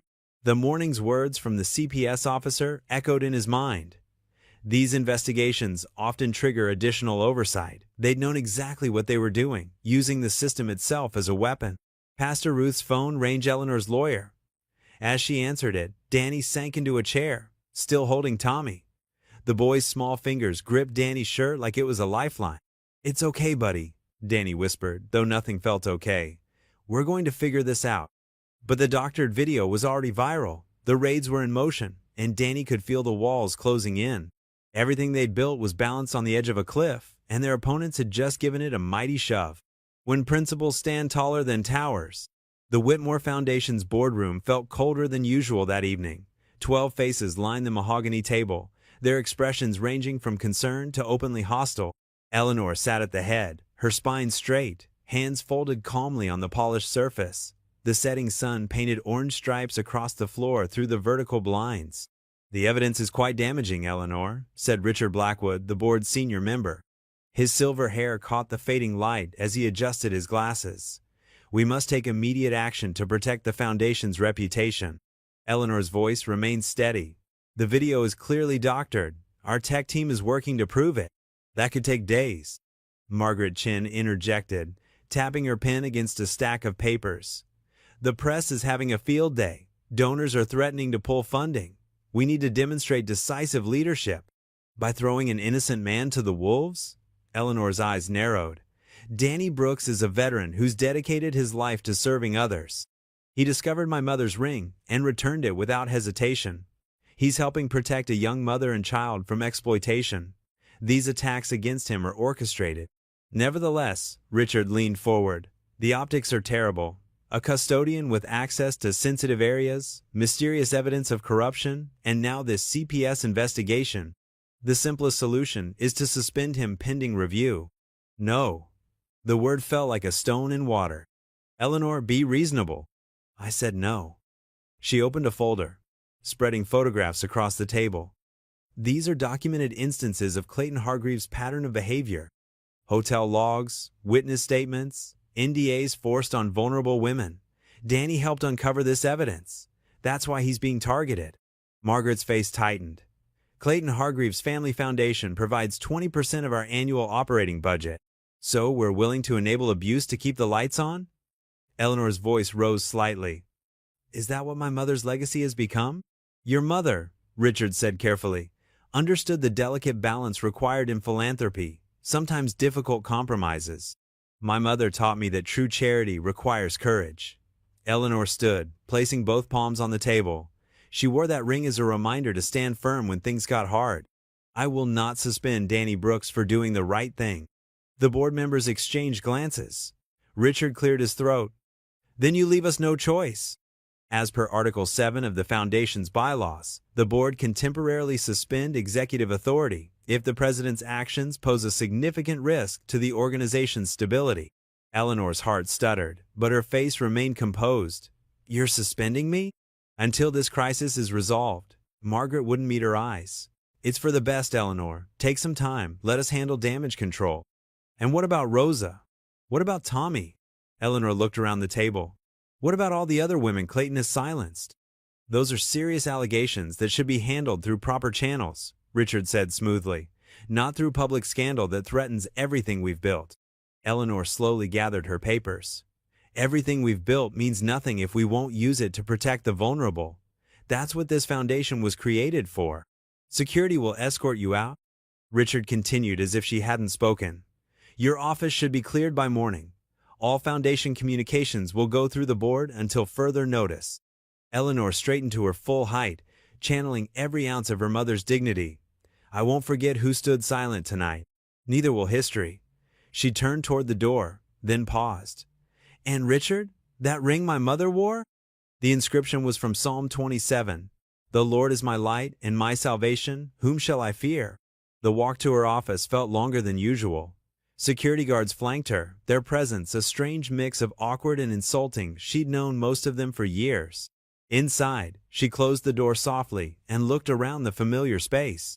Family photos lined the shelves. Her parents at the foundation's opening, her mother teaching Sunday school, her father's proud smile at her college graduation.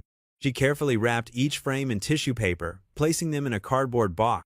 Her fingers brushed a small album hidden behind the awards. Inside, yellowed with age, was the photo from that long-ago summer.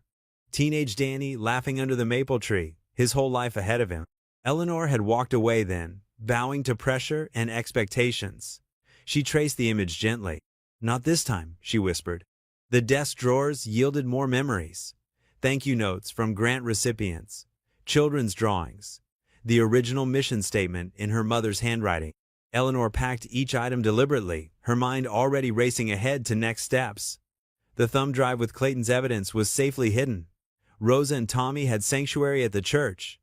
Danny would blame himself, try to step away to protect the foundation's work. She couldn't let him carry that burden alone, not again.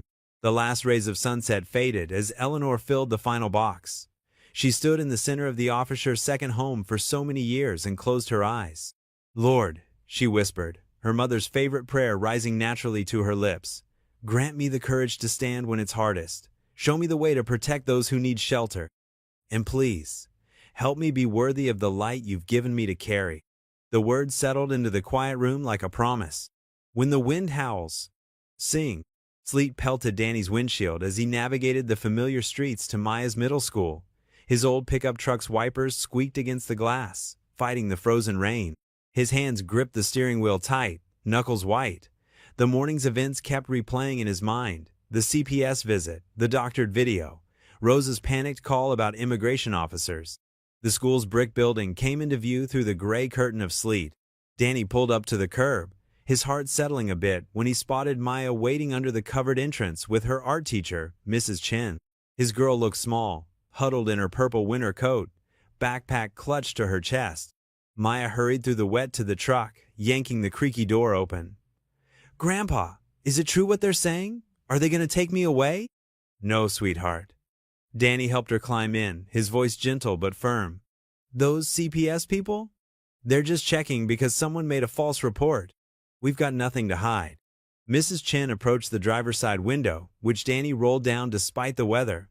"Mr. Brooks," she said quietly. "Maya was upset at lunch when she saw the news on another student's phone. I want you to know the art department stands behind you both." "Thank you," Danny managed, his throat tight. "That means a lot." As they pulled away, Maya wiped fog from her window with her sleeve. "Where are we going? Not home?" "Pastor Ruth's place," Danny explained, taking the long way to avoid main streets. "Rosa and Tommy need a safe spot right now. We're going to help them." Maya nodded, her face serious beyond her 13 years. "Good, Tommy must be scared." The old parsonage came into view, its weathered white siding barely visible through the storm. Pastor Ruth's ancient station wagon sat in the gravel drive, covered in a thin sheet of ice. Danny parked behind it, helping Maya gather her things. They hurried up the walk, careful on the slippery steps. Before they could knock, the door opened to Pastor Ruth's concerned face. "Come in quickly," she urged, ushering them inside. The warmth and smell of coffee enveloped them. Rosa sat at the kitchen table, Tommy curled in her lap like a much younger child. Her face was pale, eyes red-rimmed. "Danny," she breathed, "thank God you're safe. When I heard about the video—" "It's fake," Danny assured her, helping Maya out of her wet coat. "Eleanor's tech people are working on proving it." "But the immigration officers?" Rosa's voice shook. "They came with no warning. If Mrs. Alvarez hadn't seen them first and texted me—" She hugged Tommy closer. Pastor Ruth poured coffee into thick ceramic mugs, adding hot chocolate for Maya and Tommy. "Rosa's documentation is in order," she explained. This was pure intimidation. "Our lawyer friend is already looking into it." Tommy lifted his head from his mother's shoulder, managing a small smile when he saw Maya. She sat beside them, pulling out her sketchbook. "Want to draw with me, Tommy? I brought extra pencils." Danny watched the children bend their heads together over the paper, Maya showing Tommy how to draw a superhero. His chest ached with pride at her instinct to comfort the scared little boy. Pastor Ruth touched his arm. "Eleanor called while you were getting Maya. She's been suspended by the board." "What?"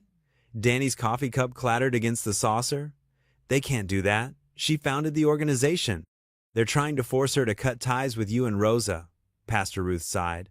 She refused. Danny sank into a kitchen chair, the weight of guilt pressing down.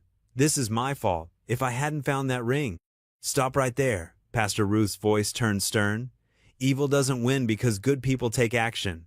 It wins when they stay silent." A knock at the door made them all freeze. Tommy whimpered, clutching his mother. Pastor Ruth peered through the curtain, then relaxed. "It's Eleanor." She opened the door to reveal Eleanor Whitmore, looking very different from her usual polished self. She wore jeans, flat shoes, and a warm sweater, her hair pulled back in a simple ponytail. In her arms, she balanced a covered casserole dish and her laptop bag. "I brought dinner," she announced, setting the dish on the counter. "My mother's lasagna recipe, and something else." She pulled a thumb drive from her bag, holding it up like a tiny beacon of hope. "What's that?" Danny asked, moving to help her with her wet coat. "The original hotel security footage." Eleanor's eyes sparked with determination. "Our chief technology officer authenticated it himself before the board suspended me. It shows Clayton paying off staff and, more importantly, proves you were nowhere near the location where that fake bribery video was supposed to have taken place." Rosa stood, settling Tommy in Maya's care. "You have proof? Real proof? Times, dates, locations?" Eleanor nodded. "Everything. Clayton's whole pattern of behavior, documented by the hotel's own security system. And there's more. The CTO found metadata proving the video they're using against Danny was digitally altered." "Thank God," Danny breathed, the tension in his shoulders easing slightly for the first time since morning. Pastor Ruth was already pulling plates from the cupboard. "First, we eat," she declared. "Can't fight corruption on empty stomachs. Then we'll look at that footage and make a plan." Eleanor began serving generous portions of lasagna, while Pastor Ruth warmed bread in the oven. The smell of herbs and tomatoes filled the kitchen, somehow making everything feel a little more manageable. Maya and Tommy cleared their art supplies to make room for plates, the little boy's eyes lighting up at the sight of food. Danny watched them all, his granddaughter, his old love, his new friends gathered around Pastor Ruth's scratch kitchen table while sleet tapped against the windows. They were an unlikely group, a suspended billionaire, a widowed veteran, an immigrant mother, a pastor, and 2 children. But something about their unity, in the face of injustice, felt right, felt strong. "Danny?" Eleanor touched his arm gently. "Will you say grace?" He nodded, reaching for Maya's hand on one side and Eleanor's on the other. As the circle of joined hands closed around the table, he cleared his throat. "Lord, thank you for bringing us together. Thank you for this food, for shelter from the storm, and for friends who stand with us in trouble. Give us wisdom and courage for whatever comes next." "Amen. Amen," they echoed softly, and for a moment the howling wind outside seemed very far away. The parsonage dining room glowed warm against the stormy evening outside. Pastor Ruth's old oak table, scarred from decades of community suppers and Bible studies, now held their unlikely war council. Danny sat between Maya and Eleanor, while Rosa kept Tommy occupied with crayons in the corner. Pastor Ruth paced behind them, her reading glasses perched on her nose as she watched the laptop screen. The security footage played in grainy black and white. There was Clayton Hargreaves, clear as day, passing envelopes to hotel staff. The timestamp matched perfectly with when Danny was supposed to have taken the alleged bribe, except Danny appeared nowhere in the video. "The CTO authenticated it herself," Eleanor said, her voice steady despite her disheveled appearance. She'd traded her usual elegant attire for jeans and a simple sweater, her hair pulled back in a messy ponytail. She was furious when she realized someone had doctored the other video to frame Danny. Pastor Ruth leaned forward, squinting at the screen. "But will people believe this over the fake version that's already out there?" "They have to," Rosa spoke up from the corner, her voice trembling but determined. "Mr. Brooks helped me when no one else would. Now they're trying to hurt him and Maya because of me." Tommy looked up from his coloring at his mother's distress. "This isn't your fault, Rosa," Danny said firmly. "Clayton and his people, they're the ones choosing to do wrong." Maya, who had been unusually quiet, suddenly straightened in her chair. "What about my sketch? The one of Tommy flying his kite?" She pulled out her notebook, flipping to a page where she'd captured Tommy's joy during happier days at the community center. People should see the real Tommy and Rosa, not just hear about them in scary news stories. Eleanor's eyes lit up. "Maya's right. We need to show the human side of this. The community center, the mentorship programs, the real people being hurt by Clayton's actions." "But the foundation board," Pastor Ruth started. "I'm not afraid of them anymore," Eleanor interrupted, a flash of steel in her voice. "They suspended me? Fine.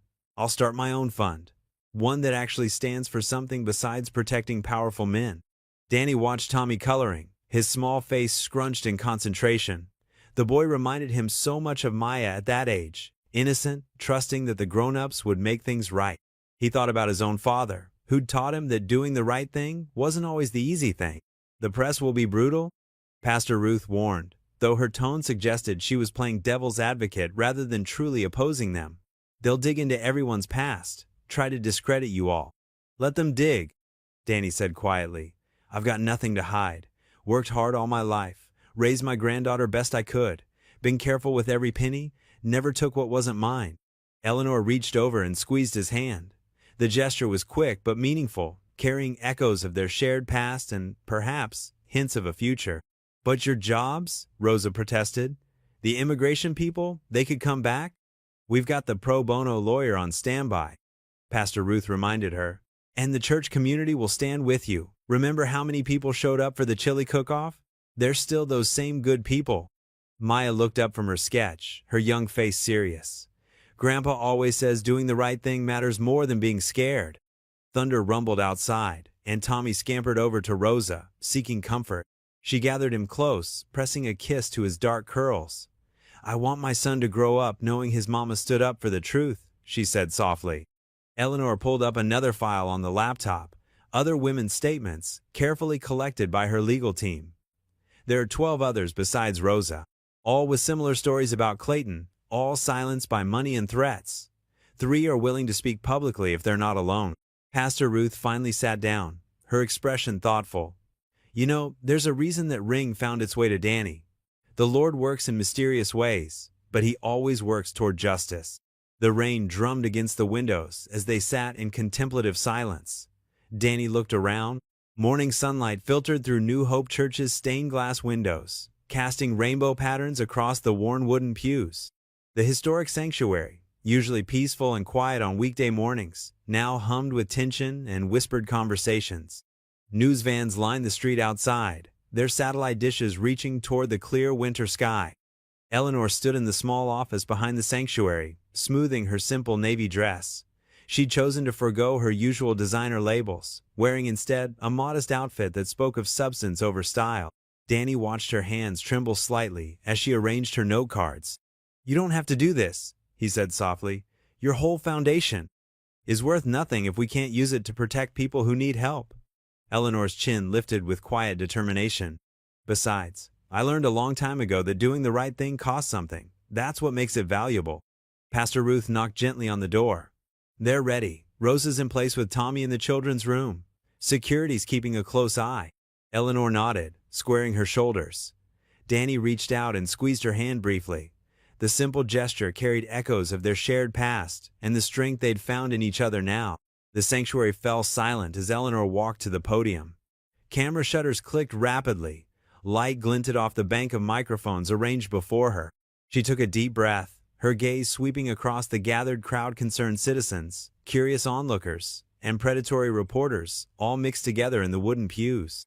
"Good morning," Eleanor began, her voice clear and steady. "I'm Eleanor Whitmore, founder of the Whitmore Foundation. Many of you know me as a businesswoman and philanthropist. Today, I'm here as someone who made a choice between what was easy and what was right." She paused, letting her words settle in the hushed space. "Last week, our board of directors suspended me for refusing to distance myself from Danny Brooks, a man falsely accused of wrongdoing. They wanted me to stay quiet about serious allegations against Clayton Hargreaves, a major donor whose money has helped fund many of our programs." Murmurs rippled through the crowd. Eleanor continued, her voice growing stronger. "I chose to stand with Mr. Brooks, with Rosa Martinez, and with every person who has been silenced by money and power. The Whitmore Foundation was created to help people, not to protect those who harm them." She gestured to a large screen that had been set up beside the pulpit. "We have authenticated security footage showing the real events of that night, proving Mr. Brooks' innocence. More importantly, we have documentation of a pattern of exploitation that can no longer be ignored." The footage began to play. The congregation watched in stunned silence as the truth unfolded in black and white. When it ended, Eleanor spoke again. "As of this morning, I'm establishing a new independent fund that will continue our mission without compromise. To those who tried to use their wealth to cover up wrongdoing, your money is no good here anymore." She stepped back from the podium, making way for Rosa, who emerged from the side door.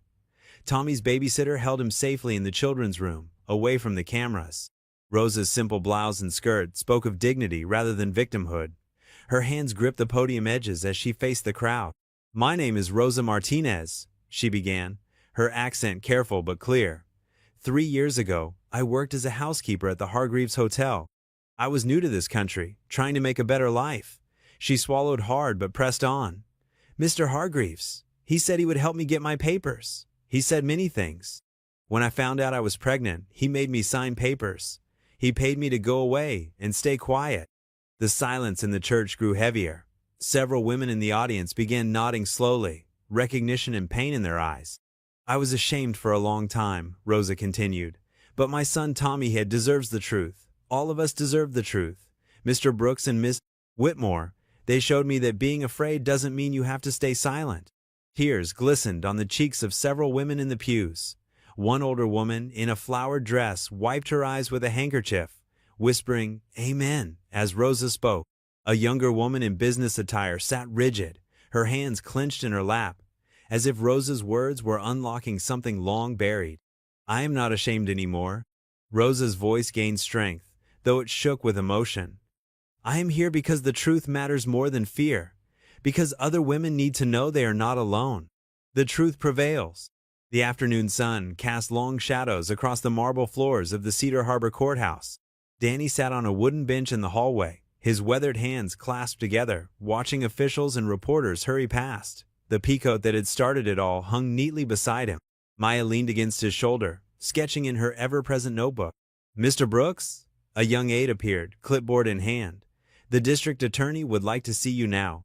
Inside the wood-paneled conference room, District Attorney Sarah Chin stood at a polished table, surrounded by stacks of documents and several grim-faced attorneys.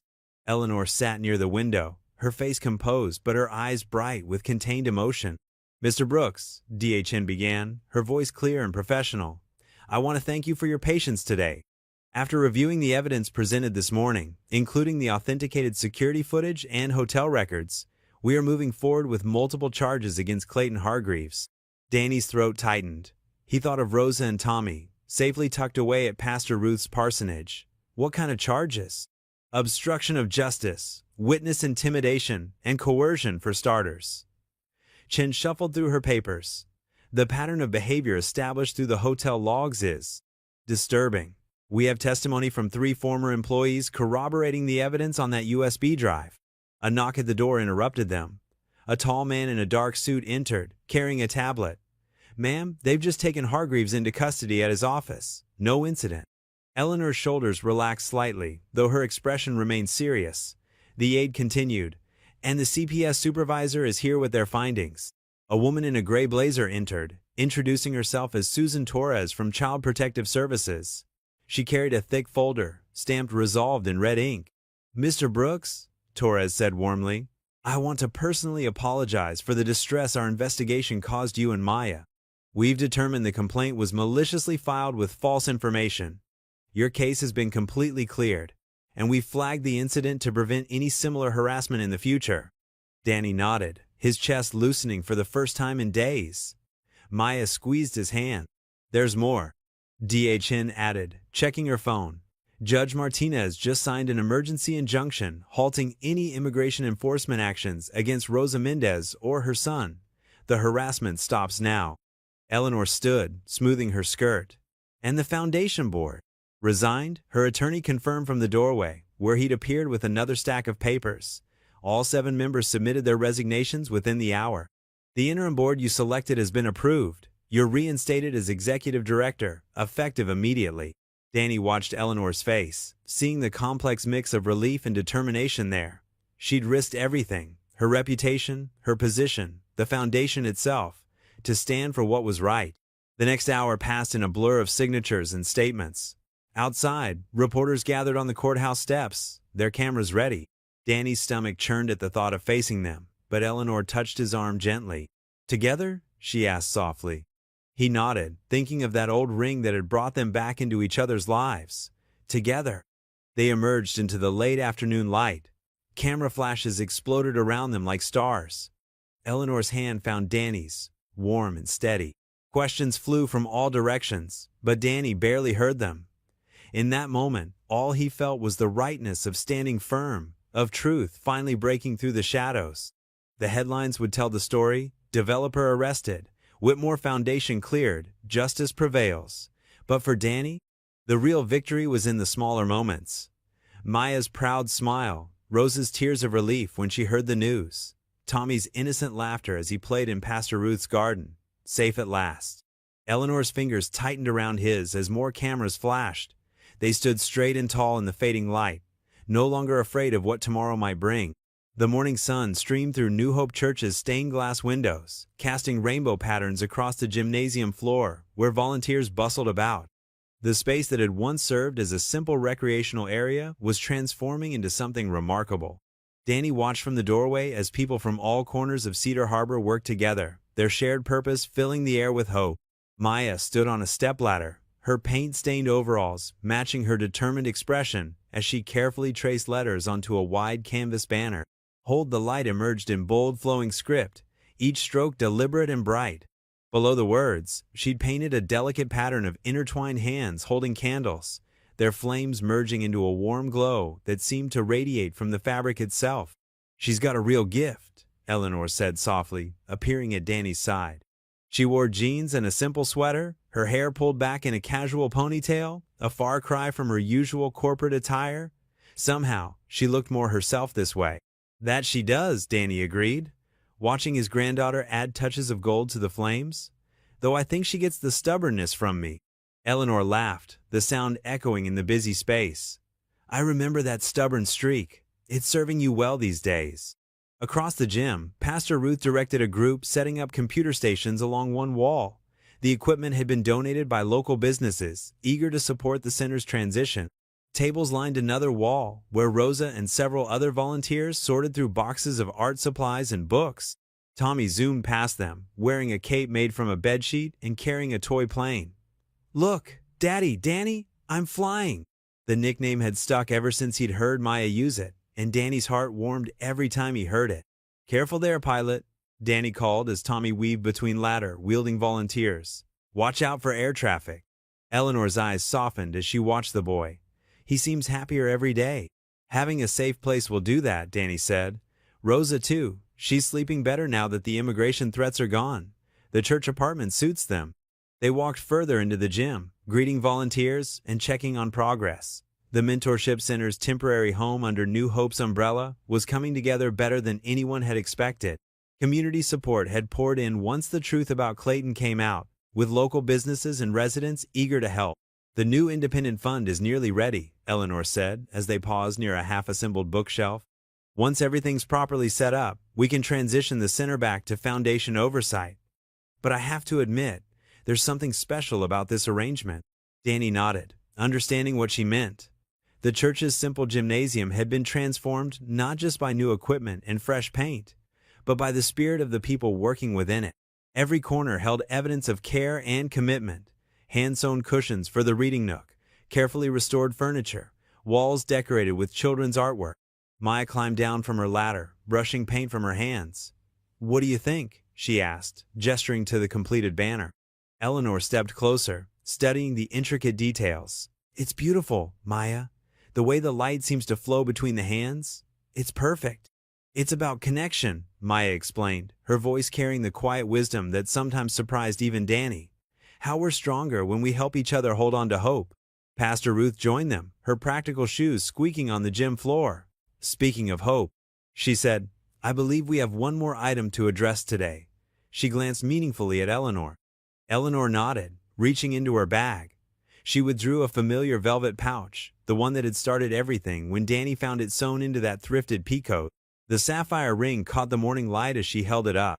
"I've been thinking about this ring," Eleanor said, her voice carrying across the now quieting gym, "about what it means and where it belongs."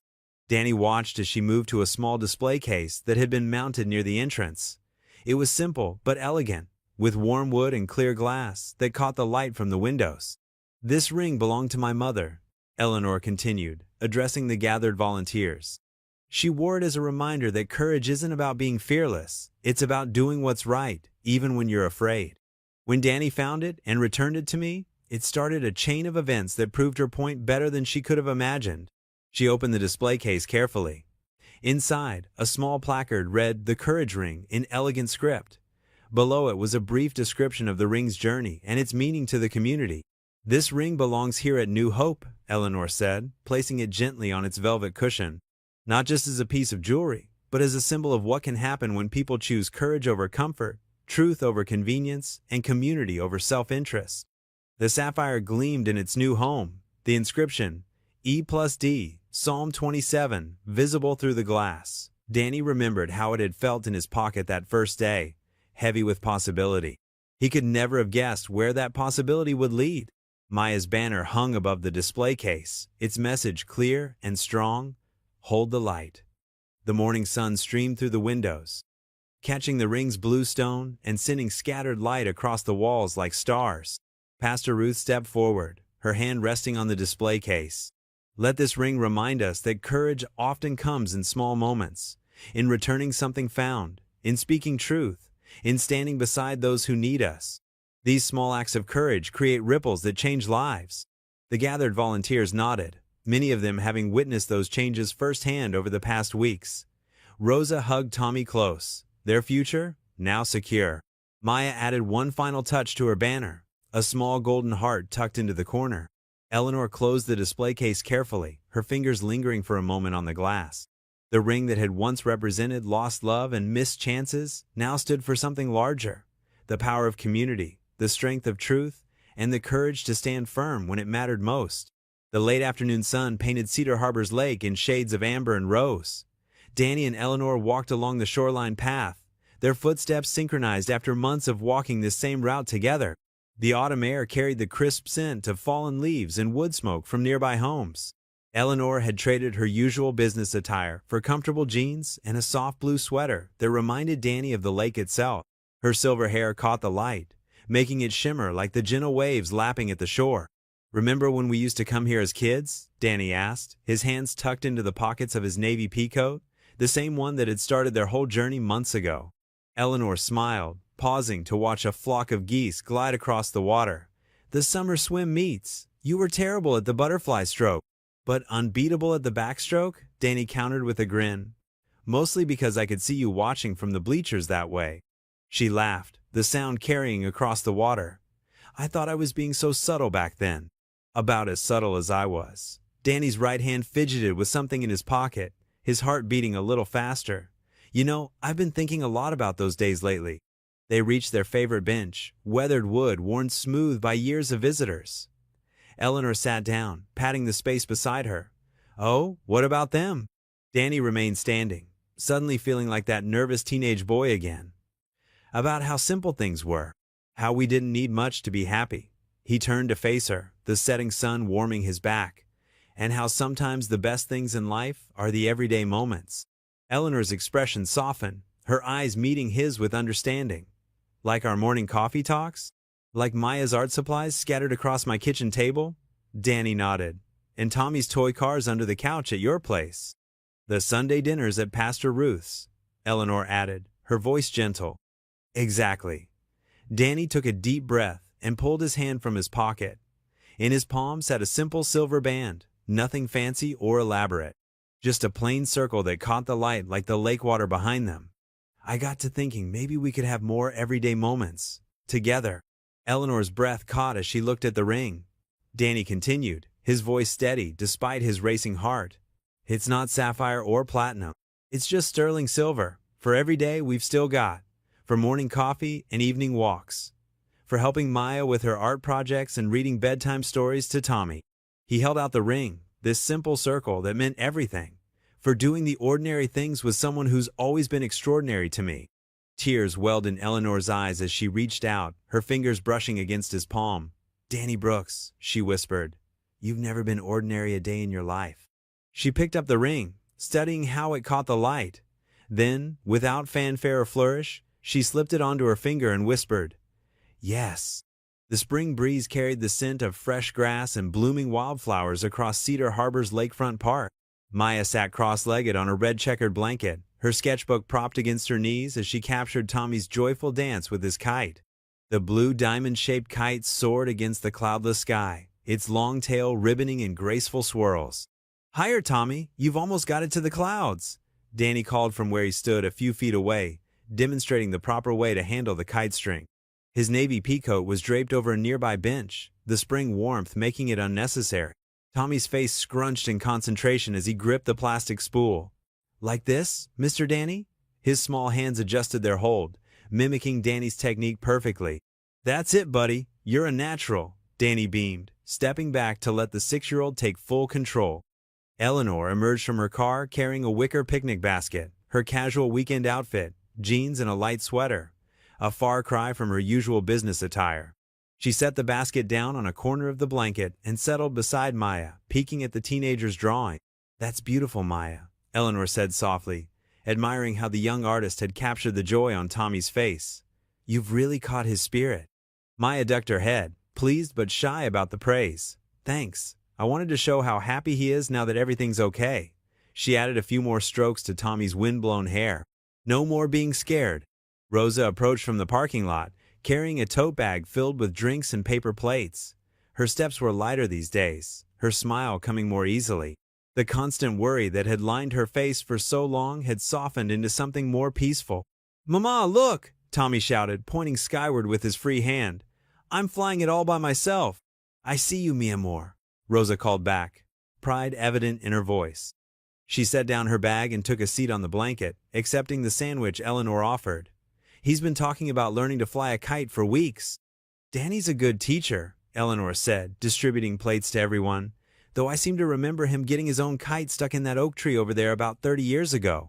Danny laughed, walking over to join them. I was trying to impress a certain someone with my non-existent kite-flying skills. He winked at Eleanor, who rolled her eyes fondly. And how did that work out for you? Maya asked, setting aside her sketchbook to help unpack the food.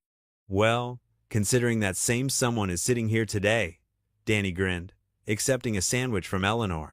Tommy came running over, the kite temporarily forgotten in favor of lunch. I'm hungry. Can I have the turkey one, please? Of course, Carino, Rosa said, already unwrapping one for him. Wash your hands first. I brought the sanitizer. As they ate, the conversation flowed easily between them, punctuated by Tommy's enthusiastic commentary about his kite-flying adventures and Maya's quiet observations about the way the sunlight played on the lake's surface. Oh, Rosa exclaimed suddenly, her eyes lighting up. I almost forgot to tell you. I had my final interview at the center yesterday. Eleanor set down her water bottle, leaning forward with interest. And?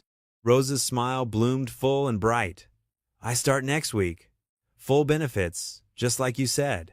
She laughed, the sound carrying across the lakefront. I never thought I'd be running after-school programs, but working with the children during the trial period felt so right. The kids already love you, Maya added.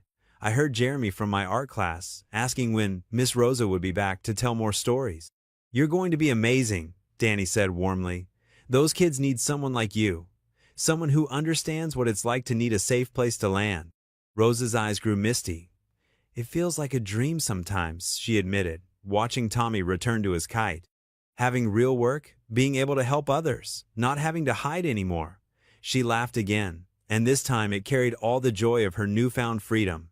And the center. It feels like home already. The spring sunlight danced across the lake, catching the silver band on Eleanor's finger as she reached over to squeeze Rosa's hand. Around them, the park buzzed with the simple pleasure of a perfect spring day. Children's laughter, the rustle of new leaves, and the steady rhythm of waves against the shore. Tommy's kite dipped and soared against the blue sky, its tail streaming like a banner of victory, while Maya's pencil moved across her paper, capturing this moment of pure contentment for all of them to remember. The afternoon sun mellowed into golden light as the picnic wound down. Empty containers that once held Eleanor's homemade sandwiches and Rosa's tamales lay scattered on the checkered blanket.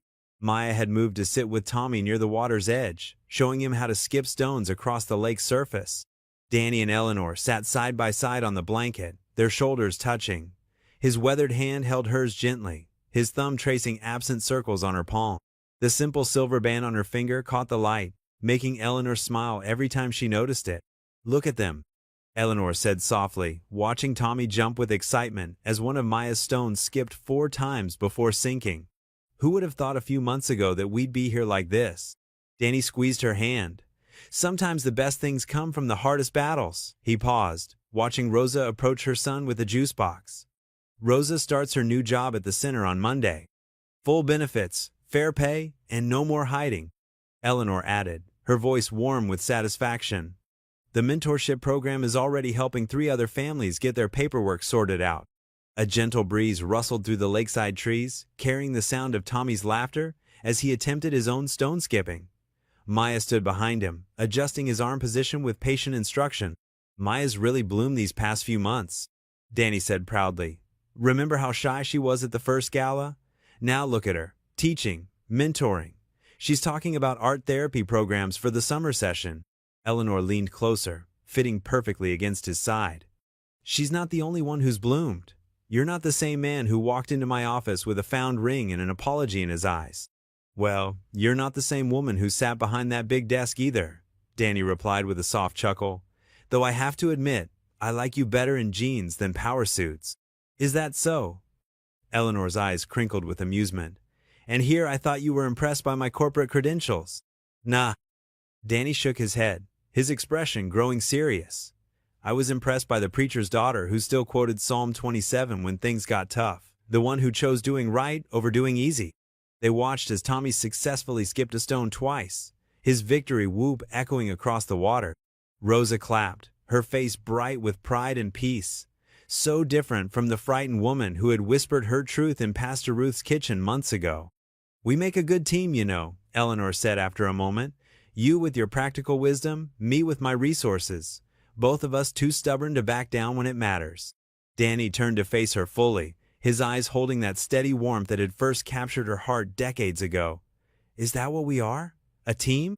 "Well," Eleanor's lips curved upward, "I'd say we're a bit more than that."